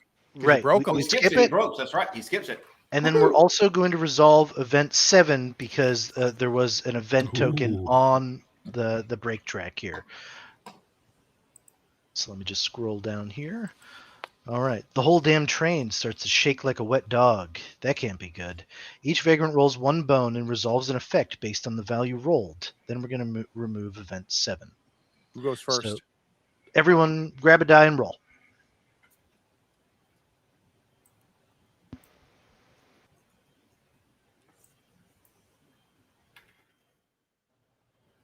One. Oh my God. Exactly what I All wanted. All right. Fantastic. So vagrants who rolled 1 to 2, you're going to gain spooked. I can't gain that again, right? Right. If you've already got it, you're good. Nobody got that, right? I did. I didn't. Oh, I, yeah, I, it's either one. Yeah. did anyone roll a 3 or 4? I rolled a 4. Okay, so you're going to move 3 towards the round side. 1, 2, 3. So that worked That's out for actually- you. That's the that's direction good. you want to Exactly go. what I wanted to happen. So it's perfect. 5 to 6, you're going to move 3 towards break side. 3 towards Right. break side. Go ahead, Nick. 1, 2, 3. 1, 2, 3. All right, and then if a vagrant's move would end due to an edged terrain, in which case I believe the Empress was affected this way, they're going to stop their movement and lose 3 humanity. I did get to move all 3. You did move all 3? Okay, I that's did. my mistake. All right, then That's we're right. good. All right, so Whew. we would've gotten resolved worse, but- everyone's effect there? Yep. I think so. Cool. Yep. All right. So we're skipping the haint turn because we broke him, and we have the curse bearer who went and the Empress who went. So we still have 2 more vagrants to go. Get your dice back. 2, 3, 4. Oh, it's so far away. I'm so slow. I want to get close because I've got 2 iron nails. So me getting close to the haint is good. I can move through you and push you closer to where you can focus more of your attention on the haint. All right. Want to do that? Yep. Let's do that. All right, so I'll activate, or whatever it's called in this game. Let's do a move, and Little rhythm. does it make sense to put another one on there? Because then for each Push me to coin, I move can move two. you another move. And it makes I'd your move you- and your success gets easier. Yeah, but the success won't second change 'cause coin, it's- the second coin for Oh, him right, is, right, right, is right, even right. Stevens. Yeah, but it'll give you an Why don't extra you- move. Why don't you rummage? Does the extra if I can move you? Does the second move help more than his rummage? All Yeah, right, what's so your hold on. move? So how much are you going to move me? I can move you 1 or 2 spaces. I need to know if it's So worth. 1, 2, and then if I go 1, 2, 1, 2, 1, 2, and what's my range on the spike? I can do it by myself. If you just move me once. Move you once. Okay, so then I will rummage for my second. Okay. I think you it's a gotta- good move because again, you've got busted mirror. So the more rummage tokens you have, the more likely you can trigger an effect against the Haint. Yes. So Perfect. So I'm going to go 1, 2 right through the Wayfarer. Flip, and then We're gonna do a little Why not? rhythm action. You need a 4+ or a 3+. Because of your passive, right? I'm actually going to rummage. No, I'll Rummage. move you first because I don't know if it really matters. All right, and you get 2 bones. No way you put can roll those- 2 1s and 2s. Oh, are you oh, kidding just me? toss the Empress. Ah, there she goes. There we go. Okay. Of course, I would wreck something Wait, before why are you so the mad, end of Nick? this. What did I do to you? All You right. monitor the Yeah. chat tomorrow, dude. Oh, I'm hitting flip, not roll. Right. There's roll. Okay. Ooh, boxcar, blow it up, there, baby. There we go. Booming boxcar. So I'm keep going rolling. slow. We put dice on your side of the table over here. No, someone moved. Oh, okay. Yeah, I didn't see those. I thought they were all at the top left. What had happened All was right. So 1 success. So you go ahead and move me. Yep. And Yep. the Wayfarer is also going to gain 2 humanity. So you're only missing 1, but you get to go back up to your max as well. You only moved me 1. Move me again. No, you told him you only needed to move 1. So Yeah, I it thought so you I could did move that. me 2. For each coin put in here, you may move the target 1 away from you. So he only has the 1 coin, so I think there's I'm only still 1 move. okay. 1, 2, 3, 4, 5, 6. So I have to be range 3. Yeah. Oh, shit. It's not enough. No, he needed you to move him too. Wait, no, 6. Wait. 1, 2, 3, 4, 5. 6. I messed up. I misunderstood it. Oh well. yeah. All right. So, Well, I guess and I you still will get to rummage. rummage. Yep. Everyone's Can't. drawing candles. Everybody loves the condos. Um, You're gonna drop it? I mean, you're just gonna keep it, right? I'm going to keep it because he's not going to go towards me anyway, or towards the candle anyway, because it's in a different car. All right. All right, let's see what So- the Haint does. Oh, that's right. We got to hate. God, I keep forgetting that. There's another candle. All right, that has to be all the candles in the game. All right, so here we go. So it's Shaken Hands. It's a move value of 3 with a range of 1. He's going to target the Vagrant, and they're going to lose 2 humanity. If this wounds a Vagrant, that Vagrant gains the Shakes. So he's going to move 3.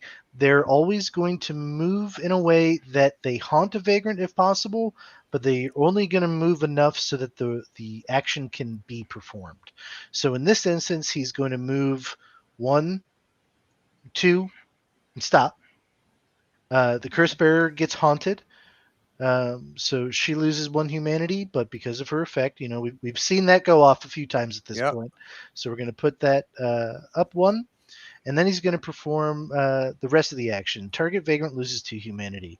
And you already, it's not going to wound you, so we don't have to worry about the secondary effects. So you're going to lose 2 more. Yep. So it looks like the Curse Bear is starting to get beat up in Train Car C. So we still have the Wayfarer to go. So All right. what are you thinking? So I think I'm gonna move twice. and rummage. Well, no, I don't think I'm going to rummage. Now you can move twice, use a candle, and that'll then rummage. bring you down to have enough room to rummage. And having a candle in train car B might not do anything I'm right with you. now. All right, I'm smoking what you're growing. Okay. And if you move twice, you actually could put that candle in C. Yep. All right. There you So go. what? First move, second move, and I'm in C because of the color. Yep. I'm going to drop the candle, and then I'm going to do my rummage. Perfect. I like it. Mixy. Kyle. Oh boy, let's take a look at Wait, what's 1, inside 2, this. 3, 4. Yeah. Oh, can you do that? I have no idea. No, there's 5 candles out here. Yeah, no, Yeah. candles are the second most common token in the bag. So The 4 doesn't Okay. indicate You how have many 5 candles. items, Craig. No, Do that's you just have how 5 many items? it is to flip back Oh, through. that's his coin. Gotcha. Yeah, yeah. So that's the trigger to for To the shuffle 'em back. cycle. All right. So now I got to do the haint, right? Yep. It's going to be a candle. it is event 9 again. It's gonna Oh keep my coming goodness. back to haunt us. All right, so again, all vagrants in the same train car gain spooked. Then we're gonna put it right back in the bindle. All right. I'm So- in the same train car. So which one is spooked, the light or the dark? The light one. Yep. All right. So, and what does spook do again? I'm sorry. If you end your turn in range 2 of the turned faces, you're going to lose 2 humanity. And to get rid of it, get rid of salt. Got it. Okay. All right. So I gained that because I'm in the same car. And you already had spooked, right? Curse Bear? Yes. All right. And then what's the second effect? Nothing else. Oh, that's it. It just goes back into the bag again. All right. So So that we that's can so it's continue all to 9 drop does is forever give and us spooked. Right. Okay. But that was for the haint action, correct? Yes. right. So we're going to draw again. The haint's got to do something. I don't think that's Oh, yeah, we got to shuffle it. So just keep it out while we... or it's gone now. what is shuffle R? Yeah. Mhm. Yeah, obviously I'm not doing it. All right, let me right click and just do the old fashioned way. All right. All right, Oh, I heard it that time. should be good. Perfect. Salt baby. That's All bad. right. We need that Right? salt. Because you actually need it, and now he's spent it. All right, so his move value is 1, so he's going to move towards the candle. 1, 2, 3, 4. 1, 2, 3, 4. So it's equidistant either way. He's always going to make the worst decision, so he's going to go towards the curse bearer. So he's going to move into the curse bearer's space. He's going to haunt you, and then once again, we're going to trigger that effect. But where do you want to go, curse bearer? You can go either. I want to go away from it right now. Okay, so Towards So the I will brakes? move this way because it's Perfect. moving towards the candle, right? Yep. Yeah. So vagrants in the same train car gain the shakes. Does every Craig needs to gain it. That's the yeah, Do I black. gain the other one that's too? that's Yep. the Good job. black token. Yep. So vagrants adjacent to an edge or terrain in any train car Jeez, are going to lose 2 humanity. that's fine. Am I Yeah. considered near an edge because I'm in the little? You are safe. Those spaces Those in guys are between not on train an cars edge. don't have edges. The All edges are the wood Got around the train cars. Okay. So the Songsmith and the Empress will be losing Empress. 2 humanity, but you I will got be mine. gaining the shakes. Yeah, I got And both of them. the shakes, your move values too. So this is going to hit you hard. It's going to lower your move value by 1. But you've got you got 2 iron nails. So it only requires 1 iron nail to be discarded. You could do that now if you want. Oh, I can. Okay. And that's going to go on the cycle track. And then we're going to get rid of the shakes So hold on a from second your. here. And that gets rid of the light or the dark. The dark. The one. dark. All right. All right. All right. So that was his turn. Was that the round? I think That it was was. the Everyone go? Perfect. All right, so we're going to move the round token 1 more. And we're going to start fresh.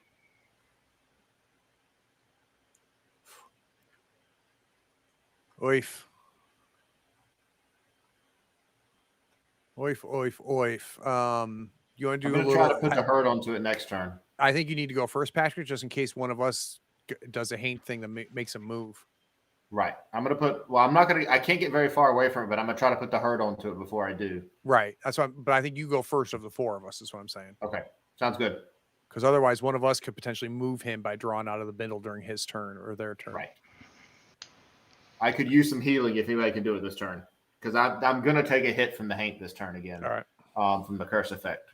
I think it's worth it, but I'm gonna take 2. I just want to flip a card over, man. It's gonna be yours. So Oh, and actually, we just completed a ritual, right? You just removed another haint effect, and that was the Oh, last did it? ritual.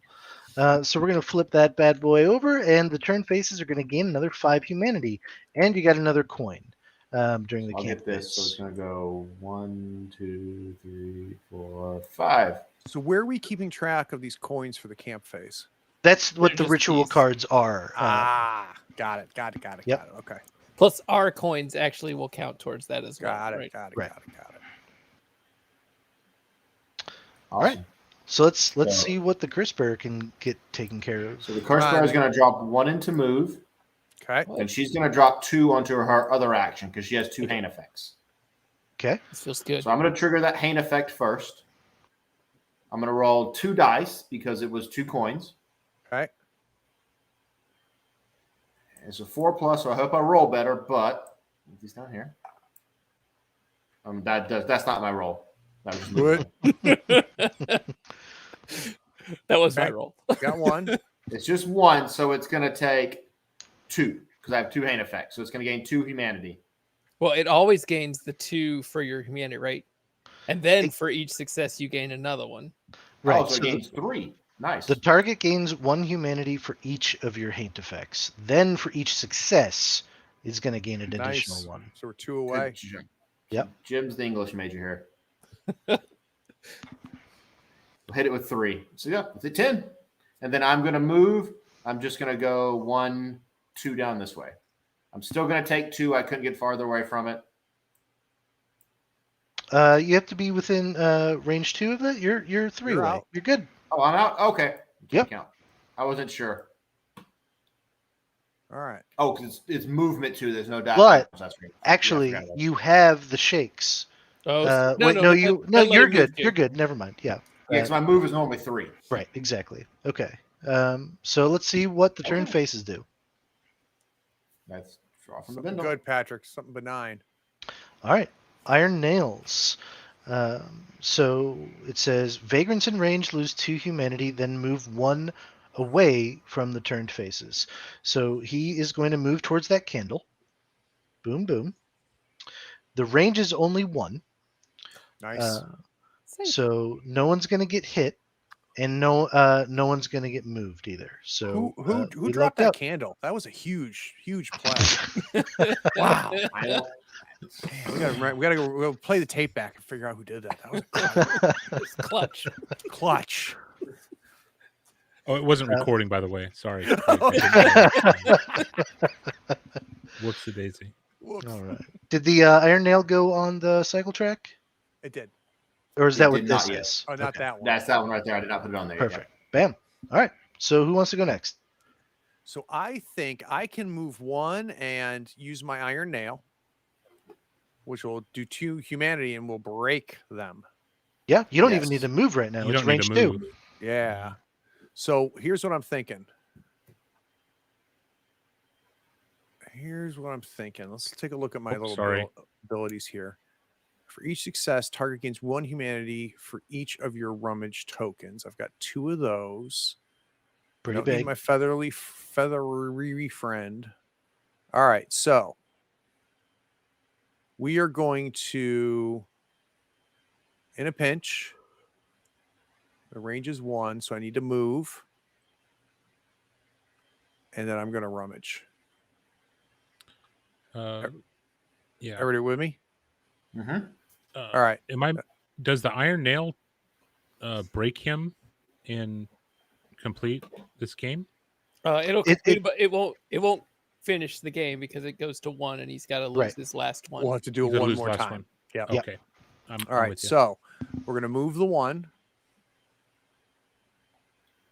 Then I'm going to rummage. Not bad. Ooh. So now here's a question, Kyle. If I use my spike, if I break him now, do we go through the whole break thing? Then I can still do more damage, not more damage, add more humanity after that. Yeah. Okay. Yep. So let's. But if it, let's say theoretically you would do like 6 humanity right now, through would a stop. single action, it would stop. Right. Exactly. So I should use the iron nail then, because that's going to give me the exact 2. Exactly. So let's use the iron nail. That's going to bring them up to the H, which will break them. Yep.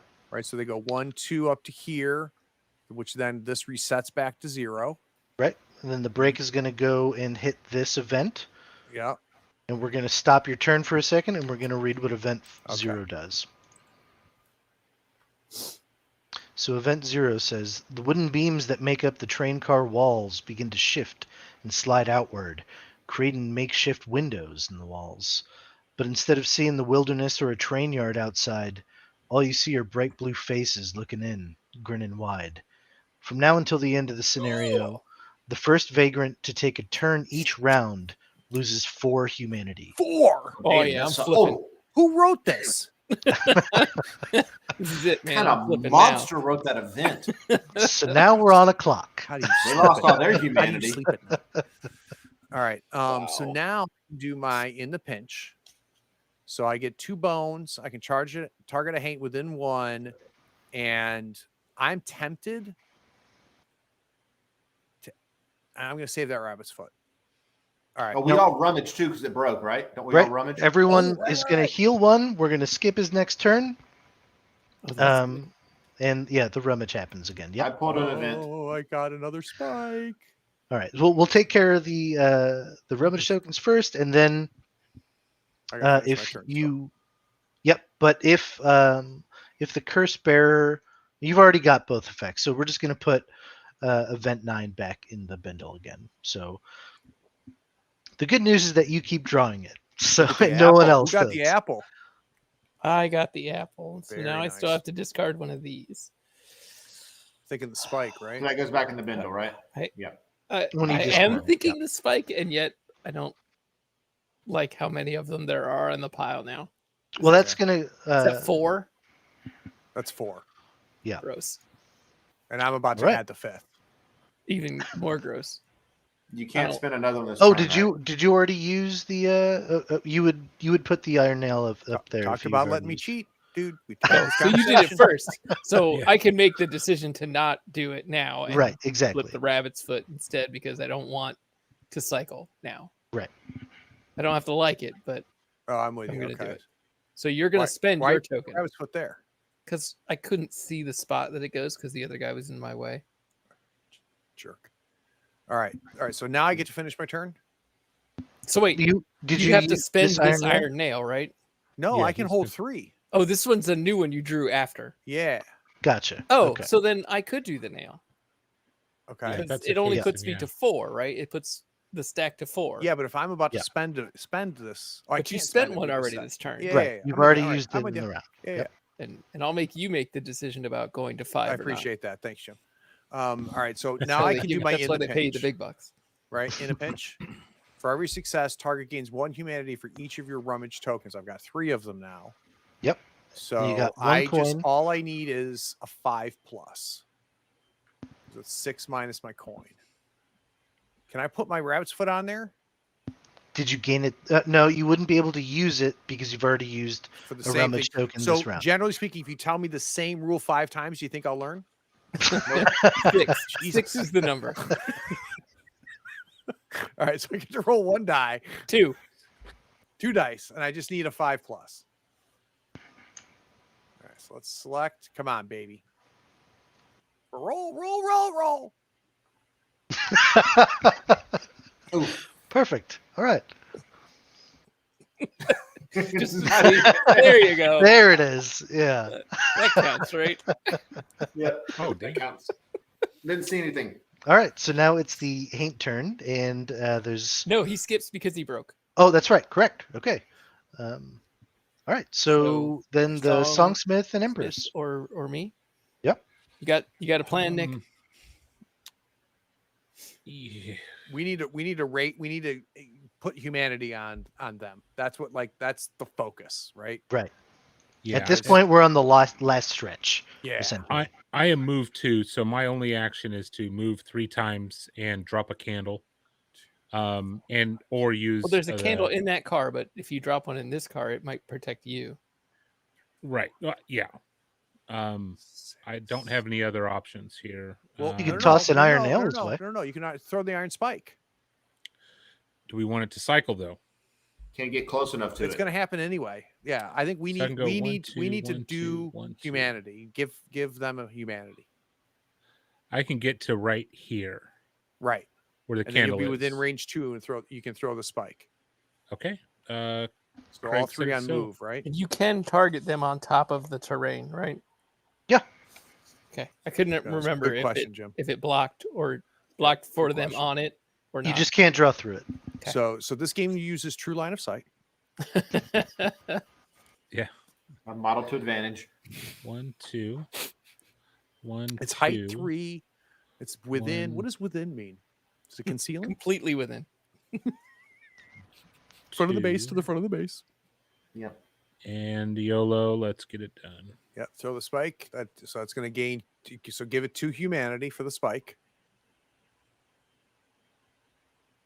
I can't get around the Empress. Sorry. 1, 2. There it It's is. just gonna throw me Alright. off the table again. It's fine. All right. So now we got a cycle, right? I can take it. Yeah. Now we're cycling. All right, so we're going to grab all of them and toss them back into the bindle. Would it make sense for me to drop the candle first? Is there any option of this? You can only use one of them. That's right. That's right. Yep. Never mind. All right, so vagrants in the same train car move 1 towards the turned faces. That's The great. Wayfarer is going to move into that space, and then you can basically end in the same space, but you're being haunted right now Okay. because you're moving towards them.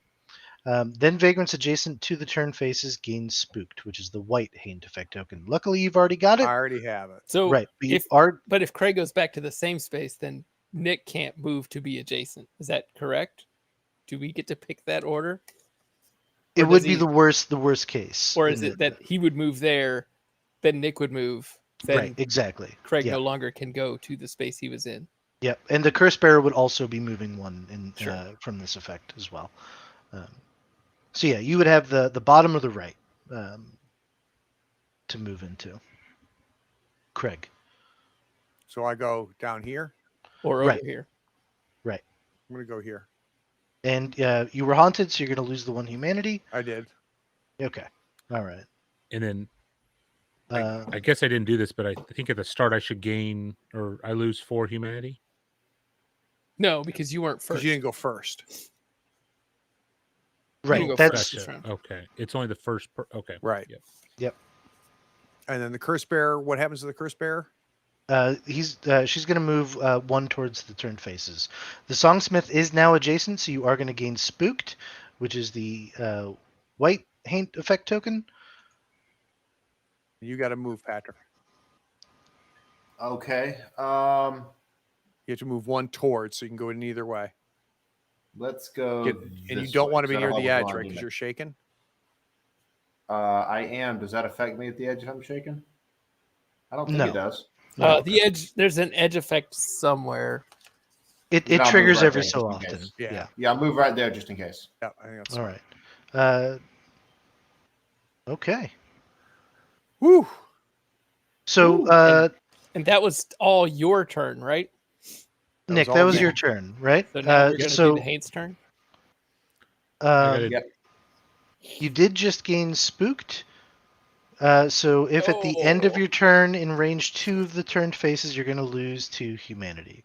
And that's going to trigger on the songsmith. Okay.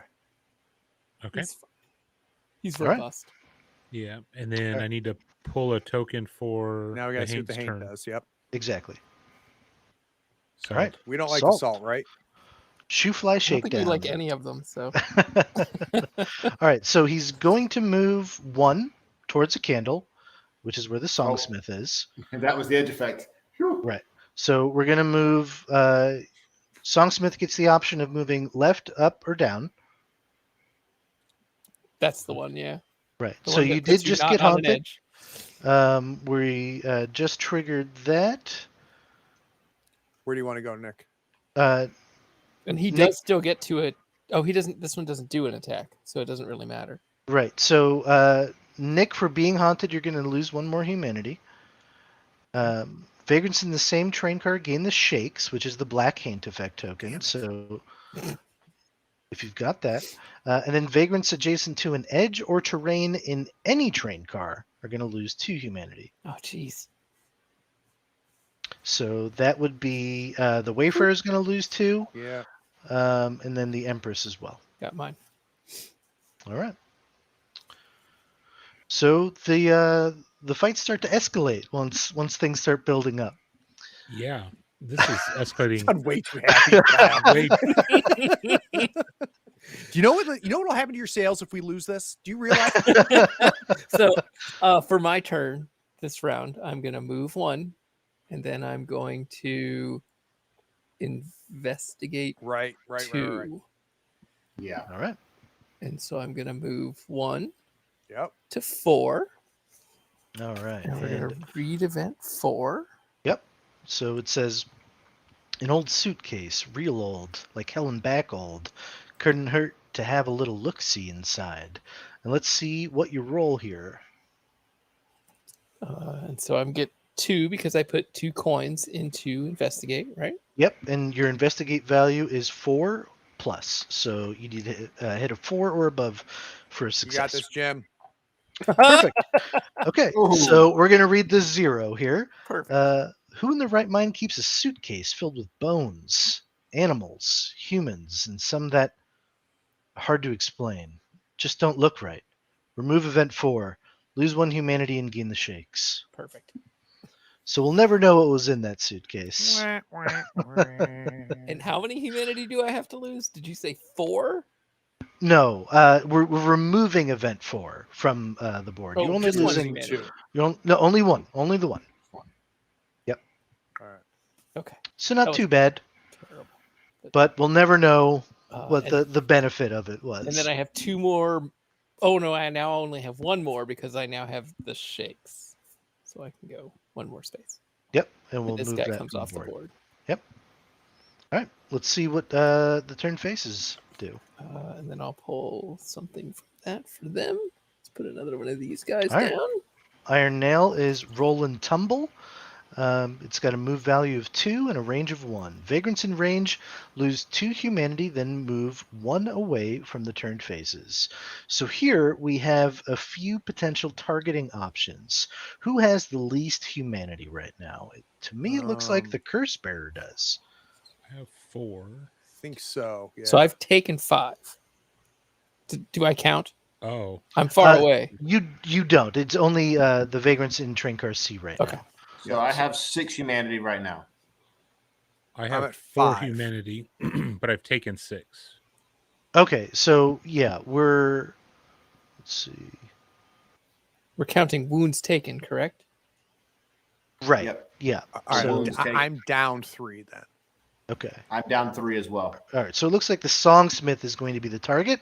So he's going to move 2 towards you. So he's going to move here, and this is actually in a way going to work out for you guys. No, the worst case scenario, he's actually going to move back. So you're going to get haunted. So you're going to lose 1 humanity. And then Vagrants in range lose 2 humanity. So you're going to lose 2 more. And then you're going That's to bad. move 1 away from the turned faces. So you're going to move right here. All right. All right. And that's the round. Yeah, there we go. We're running out of time. Oops. No Once it goes to round 6, it resets. So Okay. yeah. So I mean, we are running out of time in that he's starting to hit pretty hard, and we've Yeah. got a lot to And every manage. person that goes first in the round has to lose 4. Right. So Songsmith can't go first. Neither can I can't go first Empress. either. I could. Curse Bearer could as well.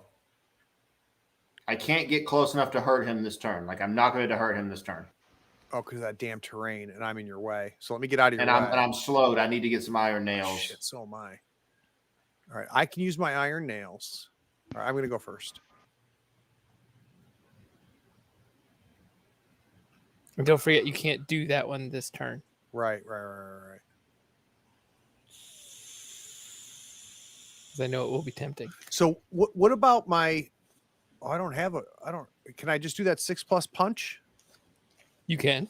I can just ghost punch, right? Okay. Can you give me humanity back? Yeah, I can Feathery give us Friend. humanity. Yeah, Feathery Friend can heal a little bit. Oh. Yeah, I'm at 1 health left. Gains myself. humanity. You may trade or give a Romish token to the target. Romish tokens traded this way can be used this round. How does that heal? So he gains coins humanity. Right. So if you Oh, allocate a got coin it, there, got it. he gains 1 humanity. If Right. you allocate 2, etc., etc. And if you sent me a different thing other than candle, there's an opportunity where I can clap back for me, and I can I do got it. one. Yeah. So I'm going to. What's the range on my ghost punch? I got to be next to him. Yeah, you have to be adjacent. Now, generally, your bust action is, the last thing that you want to do. It's the weakest thing on your card. It's basically if you only had junk and all of your skills were flipped over, you still have a way to hurt. I got it. I man. got it. Okay. All right. So I'm going to put 2 on Featherly Friend. I am going to rummage. All right. So Well, first we're going to do Feathery Friend. Could you do? First, you're going to lose your 4 could you humanity for rummage going first. No, you don't tell me what to do. All right. So I lost my. Wait. I was here. 1, 2, 3. Oh God, I'm down to 1. It's fine. It's fine. Shut up, Jim. You've got like a whole set of wounds over here. The skills Yeah. can flip over. That's what they're for. Can I make a You would request, be a Greg? terrible doctor, Jim. All right. So now because I put 2 coins on there, I should, if I pull this off, Songsmith will gain 2 humanity That just happens, right? And an item. On success, right? on success. On success. All right. Got So it. I need 2 dice. And I need a 3+.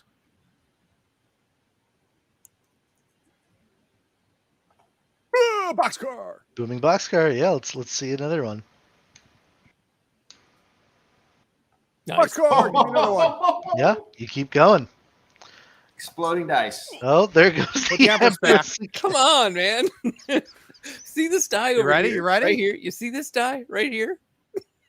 No, Jim, I don't. I'm busy winning the game. All right. 3 successes. Nice All right. job. All right. So you Uh, gain 2 humanity. Is that for each success, or those extra successes didn't mean anything? They didn't mean anything, but you know what? You feel good They for were getting all those. exciting. Yeah, exactly. So yeah, the Songsmith is going to gain 2 humanity because that's All how right. many. And I coins can there are in throw there. him a candle. Yep. No. Or no, I was going to throw you the rabbit's foot. Yeah, anything. Yeah. Just throw him another candle. All right. And All right. then I'm going to rummage. Okay. Now, don't forget, you've got spooked right now. The white that hint mean? effect token. If you end your turn in Oh, range 2 is of so the sacred. turned faces, you're going to lose 2 And I'm just gonna get humanity. wounded. Yeah. All right. So I picked up a spike. It's not the one I picked up. So my last thing is I'm going to spike him for Okay. 2. So I thought you were going to spike him to remove the status effect. No? I want to do damage. Okay. And then I'm now going to get wounded. Now you So, can get rid of a skill or a junk. You can flip either one of those. I'm going to get rid of my junk. Smart move. The only problem with flipping over junk is you can't heal it during the Sorry, scenario. we're at the end of this story. Right. All right. The Wayfarer just won the game. It's your turn. But you do get to heal back up now because you took the wound. Your humanity goes all Oh, the do way I go all the way back up? Okay. Yep, exactly. Thank you, All right. Jim. Sir? So turn faces are going to go now. Let's see Oh, what that's they've right. got going. Iron Nail. Iron Nail. All right. Roll and tumble. Vagrants in range lose 2 humanity, then move 1 away from the turned faces. His move value is 2.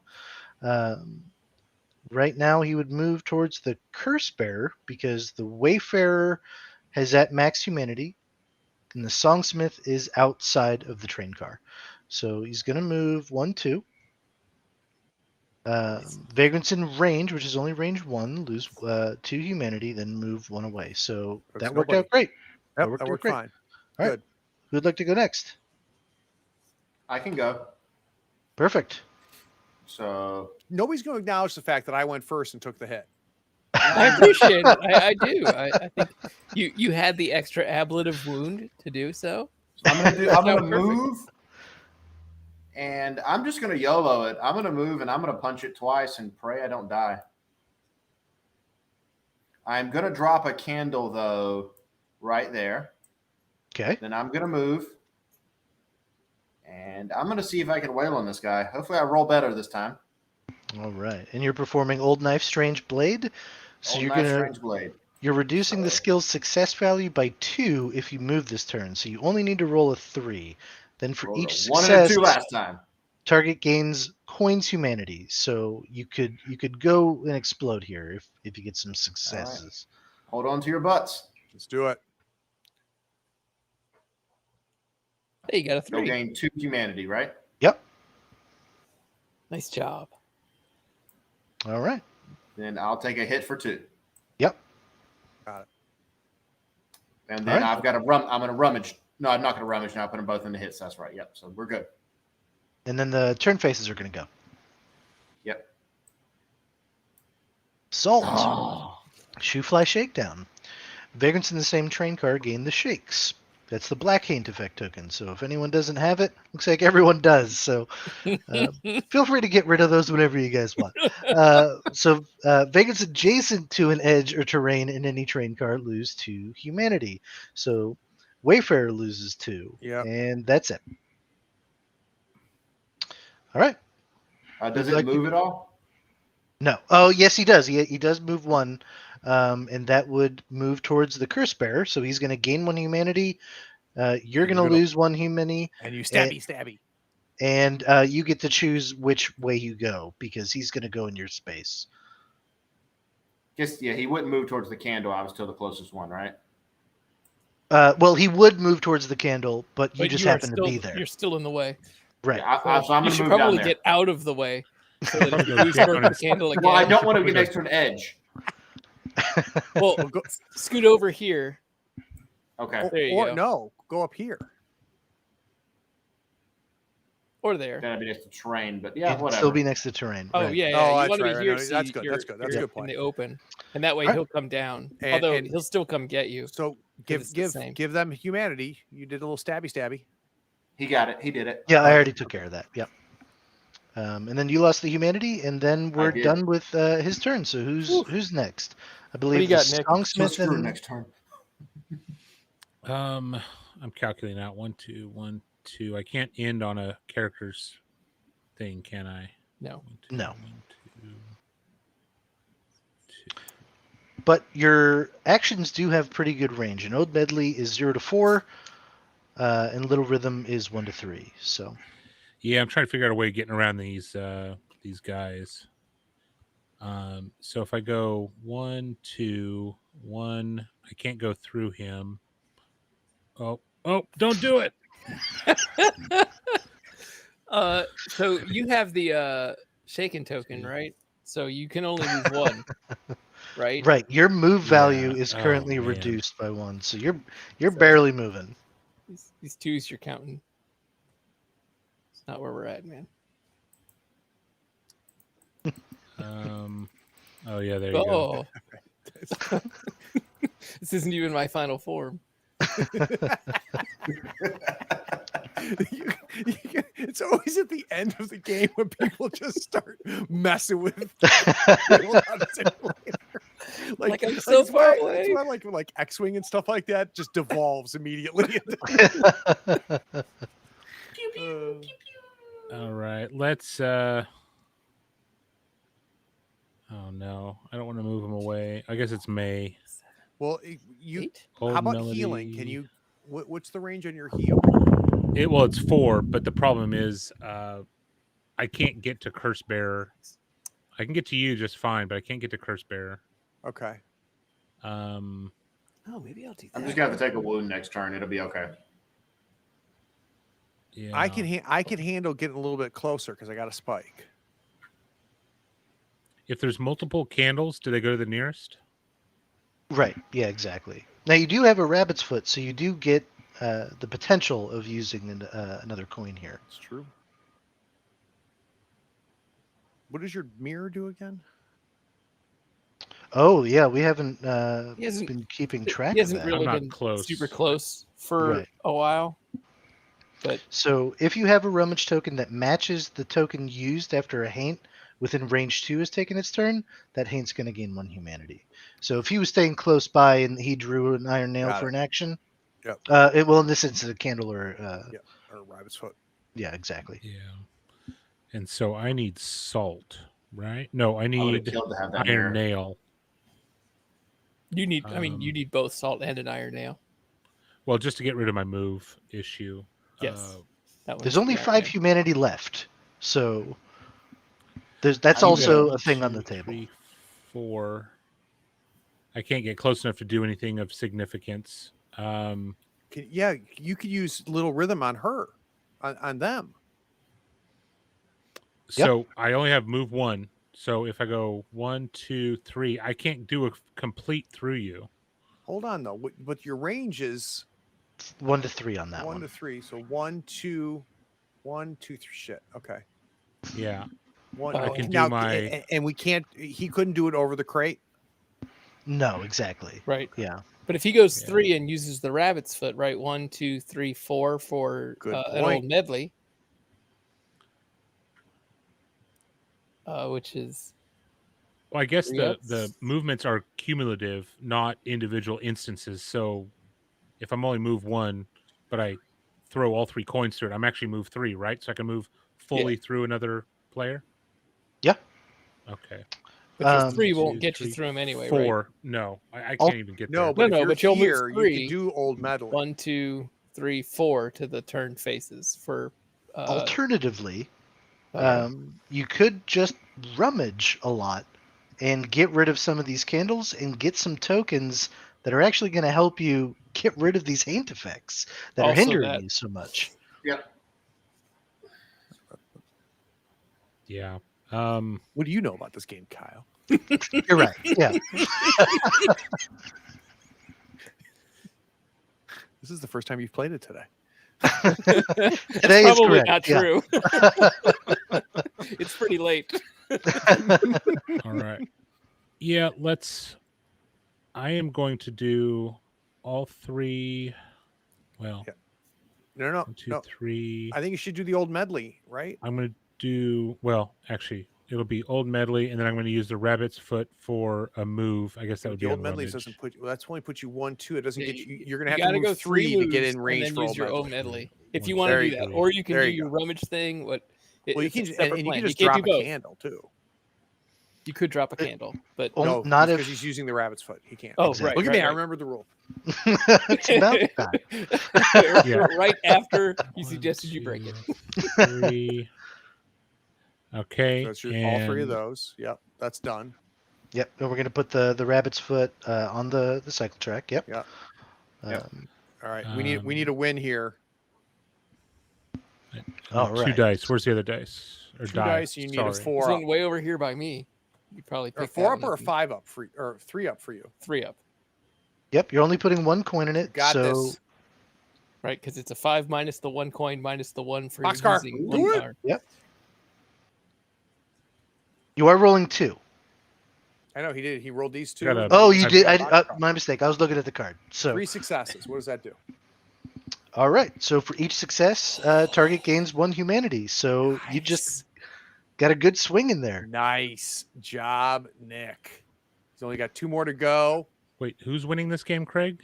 Oh, I'm about to. So I'm the last player, correct? For this round. Haint turn, Yeah. haint turn. Haint Oh, Haint turn turn first. first. Right. Sorry. Yeah. Rabbit's foot. All right. So, well, so it's cycling. actually pretty good that Oh, you're the swell. last player. So, on the yonder, target the furthest vagrant. Move to the furthest adjacent space of the target, haunting any vagrants in the most immediate path towards them. So, Hey, luckily, you guys are all it's not safe. haunting anyone, but it And will it's going to get move. next to the Empress. Right. I Empress was is going to win the nuke game. it next turn too. Darn. I think the Empress can nuke it now. So we're gonna scoot it all the way over here. You're gonna The take one Empress. Yep. You got this, Jim. Woo. You've got one humanity left, but that's all right. You do have an apple as well, so it's pretty much no sweat for you. All right, so let's. Jim. Activate and kill it, Jim. Put the coins where it's going to do the most damage, Jim. I'm looking. So I think my two abilities are basically the same, right? On each. Yeah, but you can success, the split it, target- right? So you can do one of each. Can you do a skill twice if you have enough coin? For the Because they both use coin based. They use bones per coin, so I think it's effectively the same. They're both 4 up. Yeah. yeah, and because you're trying to aim to take him out, the extra effect isn't really going to do anything for you. Right. So really, I would just whichever one sounds Whichever one more I fun. do is the one that is. Yeah. Well, I would Now, when I you would go activate, all out. you will need to spend your apple to not lose a wound. what, So you're what gonna I'm activate and asking take though is, 4. what if he puts a coin on each? But I think having all the coins on one gives me a better chance to It is. get to So 3. hold on, Jim. When you 'cause activate, you you're get going to three take 4. dice. Right. Say yeah. that one more time. You're going to Healy? get 3 This dice is- because you put 3 bones. Have you got? Is this a new round or have you gone this round? I am the last player in this round. Rabbit's foot. Never Rabbit's mind. foot. Forget Get a fourth. everything I Get a was fourth saying. die. Yeah. So There you go. If I Go go to for it. 4, then I get 4 dice. All right, and then you need Sorry. a 4+. Target Needs gains 2 1 successes. humanity, or on 3 or more successes. And then again, if you roll any booming boxcars, first time you Right. get 1 extra bone. I think So we've decided that we're not Jim, going to see Jim, that Jim, roll Jim, this game. Jim, Jim, Jim, Ready? Here we go. Jim. I did get 1 though. all right. 1 to there. And then I'm going to take 2 and die. Right? Oh no, because I don't have that one. I only have this one. Right. Yeah. You have the lower move value right now. So the rabbit's foot though. He goes Oh, over there. I forgot we about missed that. the cycle effect. That's all right. We'll do the cycle effect right now. We missed it before. That wasn't the second one. It was the third one, which is even worse. Right. Yeah. All right, so That's what's all the right. cycle effect? Vagrants in the same train car move 1 towards the turned faces. So it's just you. So you are going to get hurt 1 by being haunted, and then you're going to gain spooked to the white hand effect token. Oh, then I would die because that should have happened at the end of his turn. Now the end Right. of your turn. Yeah, but then you got Yeah. the apple, so you're fine. Yeah. So Yeah, you're going that's to lose 2 humanity. You're going to lose a skill, and but you already used. But I used the rabbit's foot this turn, so I Right. can't use it Oh, now. right. Okay. so But you we're will about to take- hit another round. No, Yeah, not- we're good. Yeah. So you can just activate first, actually. and lose 4 Yes. humanity and Yeah, do that But whole you've got to thing. do your better hand position effect, Yes. right? first. Yep. You still might be able to take the win, Jim. And this is paint turn now, right? Yes. So we're gonna draw from the bindle. All Oh right. God! I'm gonna kill it. It's on the yonder. Target the furthest vagrant. Gotta kill it. 'Cause it's gonna haunt me, and I'll kill it.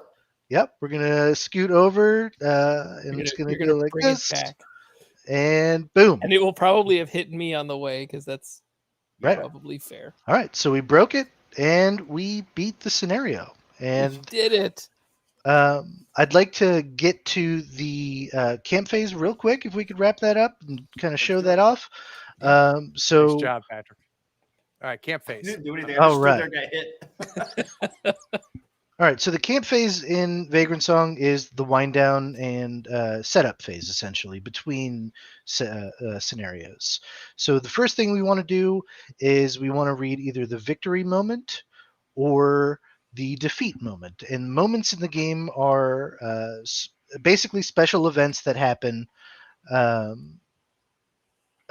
based on whether or not you succeed and other aspects of the game. They're going to trigger certain at certain times in the game. So you guys won. So we're going to read moment 28.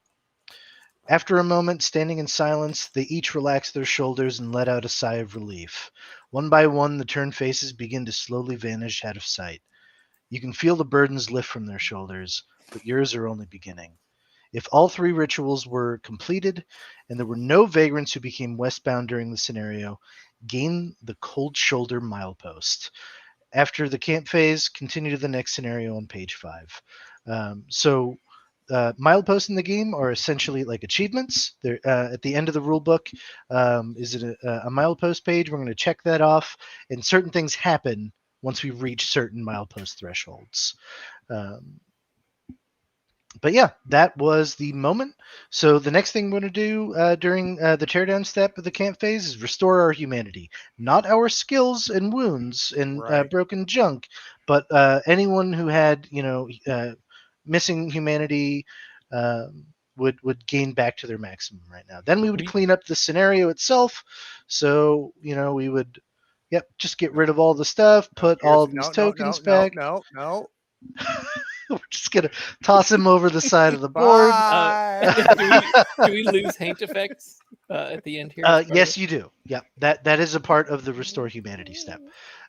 So those are gone. Rummage tokens also gone. Those go away. No. All right, so the next step we have is the build up. So the first thing we want to do is spend coins. And the way that coins work in the camp phase is that they are a collective. Now, no longer do you have 3 coins to choose from. Everyone's got coins and you're all making these decision points as a group. So there are skills to buy. There are wounds and broken junk to heal. We can rummage. We can draw and acquire junk. We can perform a seance. Ooh. That's cool. Or we can bank coins. So because this is the first scenario and you guys are seriously lacking in skills this early in the game, I would suggest buying some skills. Buying the skills. And that costs, did I see 3? 2 coins for each skill. Okay. So let's get a sample of each one. Right. So So let's go ahead and have somebody spend the coin and let's see what skills you get. Yep, the left skill, this little dance might help move you out of harm's way, and the right skill looks like the saying "the early bird gets the worm" turned out to be true. So we have skills 1 and 2 to buy. Are we spending 4 coins to Where are to these just skills buy at? both? We can see them. They're right here, but you don't get to read them until after you've bought them. I So like the you- sound of the move one. So Okay. there's 2, and I'll throw them in to the So pot. that- I'll buy one too. Okay, so we'll buy them both, and you guys will get to choose who gets what. So the first skill is 2-step shuffle. Target gains 2 humanity. For each success, you may move 1 away from the target. The next one is can-do attitude. For each success, the target gains 1 humanity. Then, if you're the first vagrant to take a turn this round, the target gains an additional coins humanity. Oh, nice. So these are, as you can see, the text is brown. They're generic. Anyone can get these skills. And during this step in the camp phase, we can actually trade these skills amongst players. So this is where you kind of do some vagrant building. That's very, very cool. And then the idea being, Kyle, that we would then carry that forward.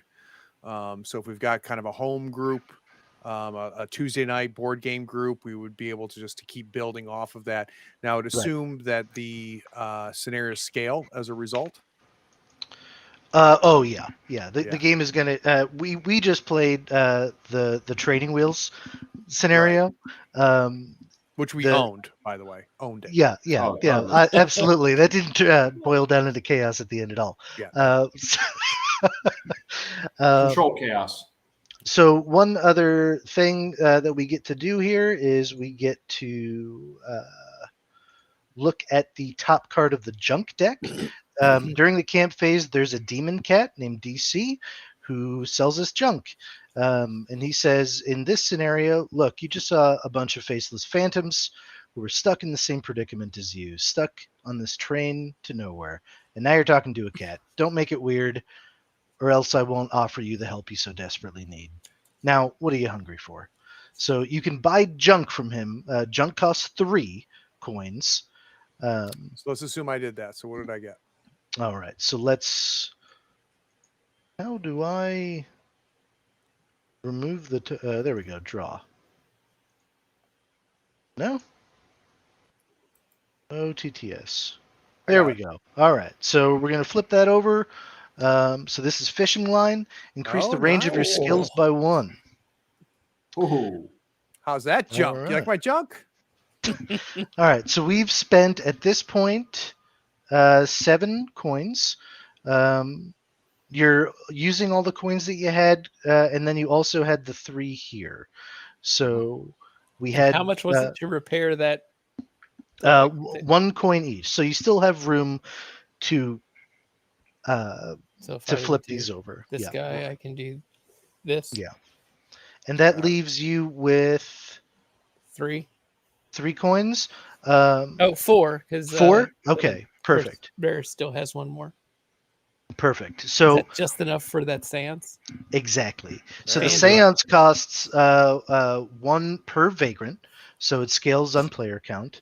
And basically, what it's going to do, we won't see the impact this tonight, but it's going to provide you a boon for the next scenario. We don't Nice. know exactly what that is because it's specific to each scenario, but we do know it's going to be helpful during that next scenario.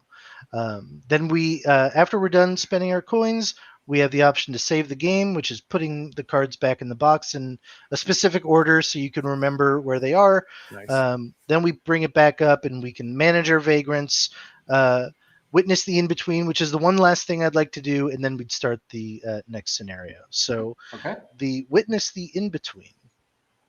All right, so we need to draw this last card here. So the in-between, I'm just going to put this right here.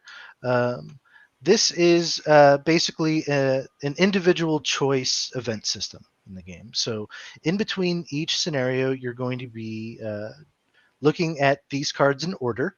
They are numbered. They happen in a specific order. And they're going to affect the game differently based on other decisions that you make with which haints you choose to fight. So let's go over this one. Before the wind, there's not much time to think between train cars. A little misstep here could mean a missing leg there. But thanks to those faceless things, there's more to think about than losing a limb right now. Outside, pointed pines sway against the howling wind. At the head of the train, a faint melody reaches out. A fiddle player, faster than lightning. So we've got 3 choices, and this is where those the other side of the coins come into play. We're going to make choices in secret. So,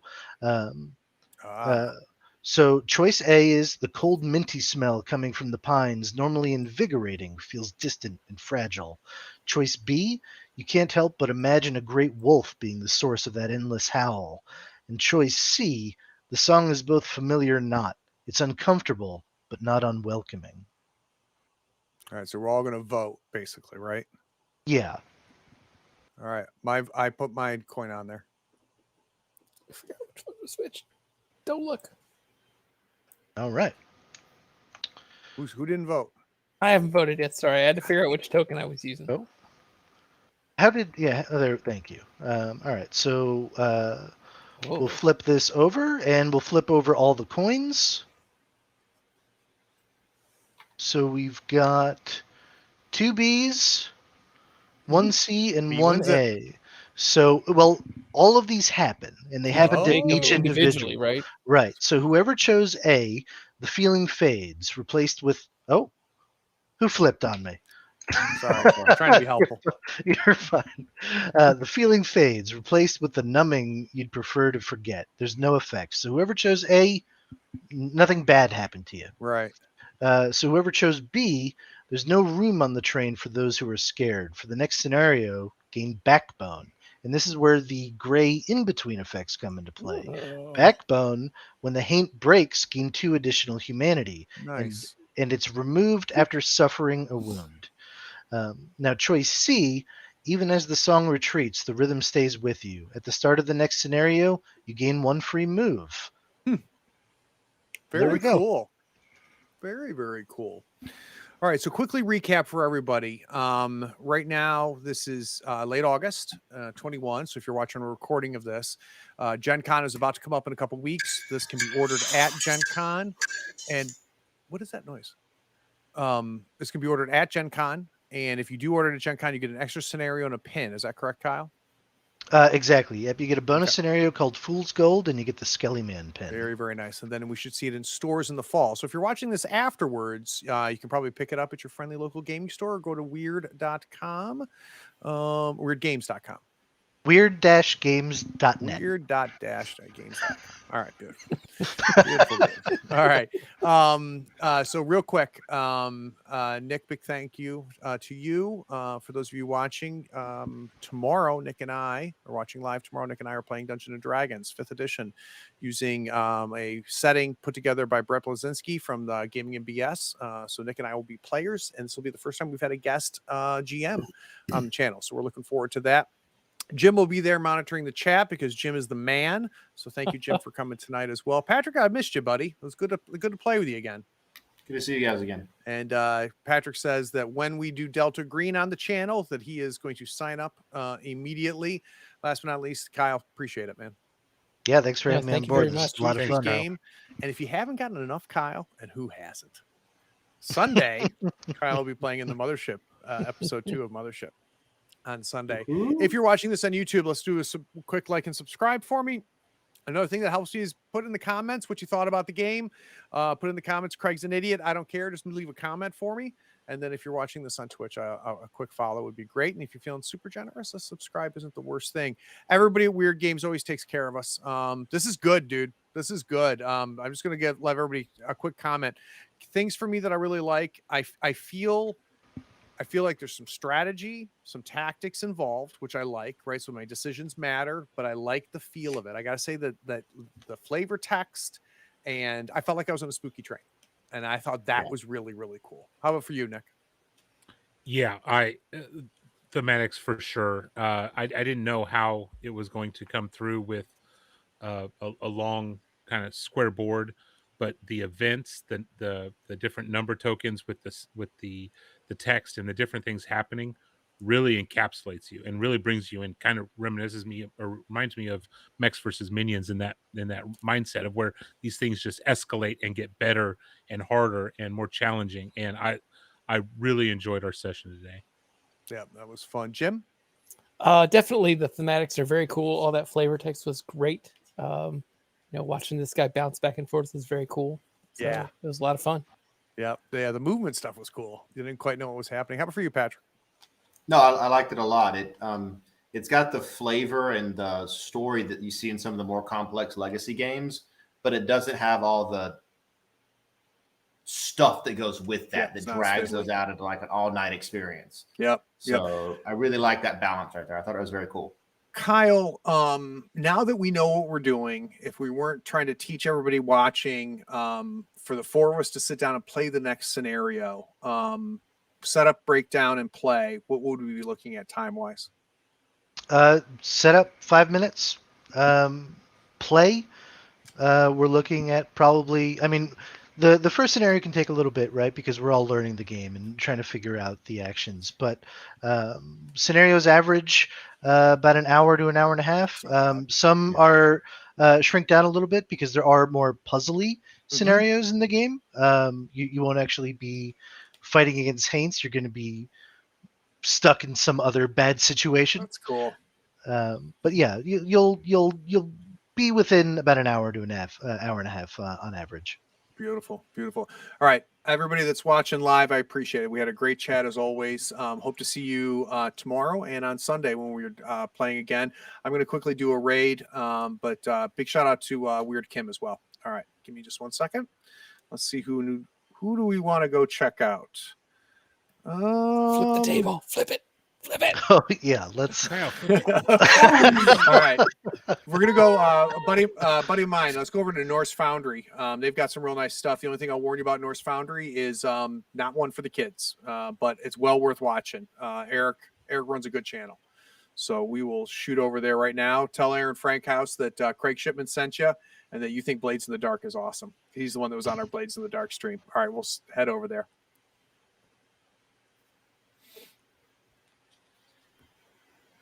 Make sure you tell them where we came from. Thanks, everybody. Yeah, that was great.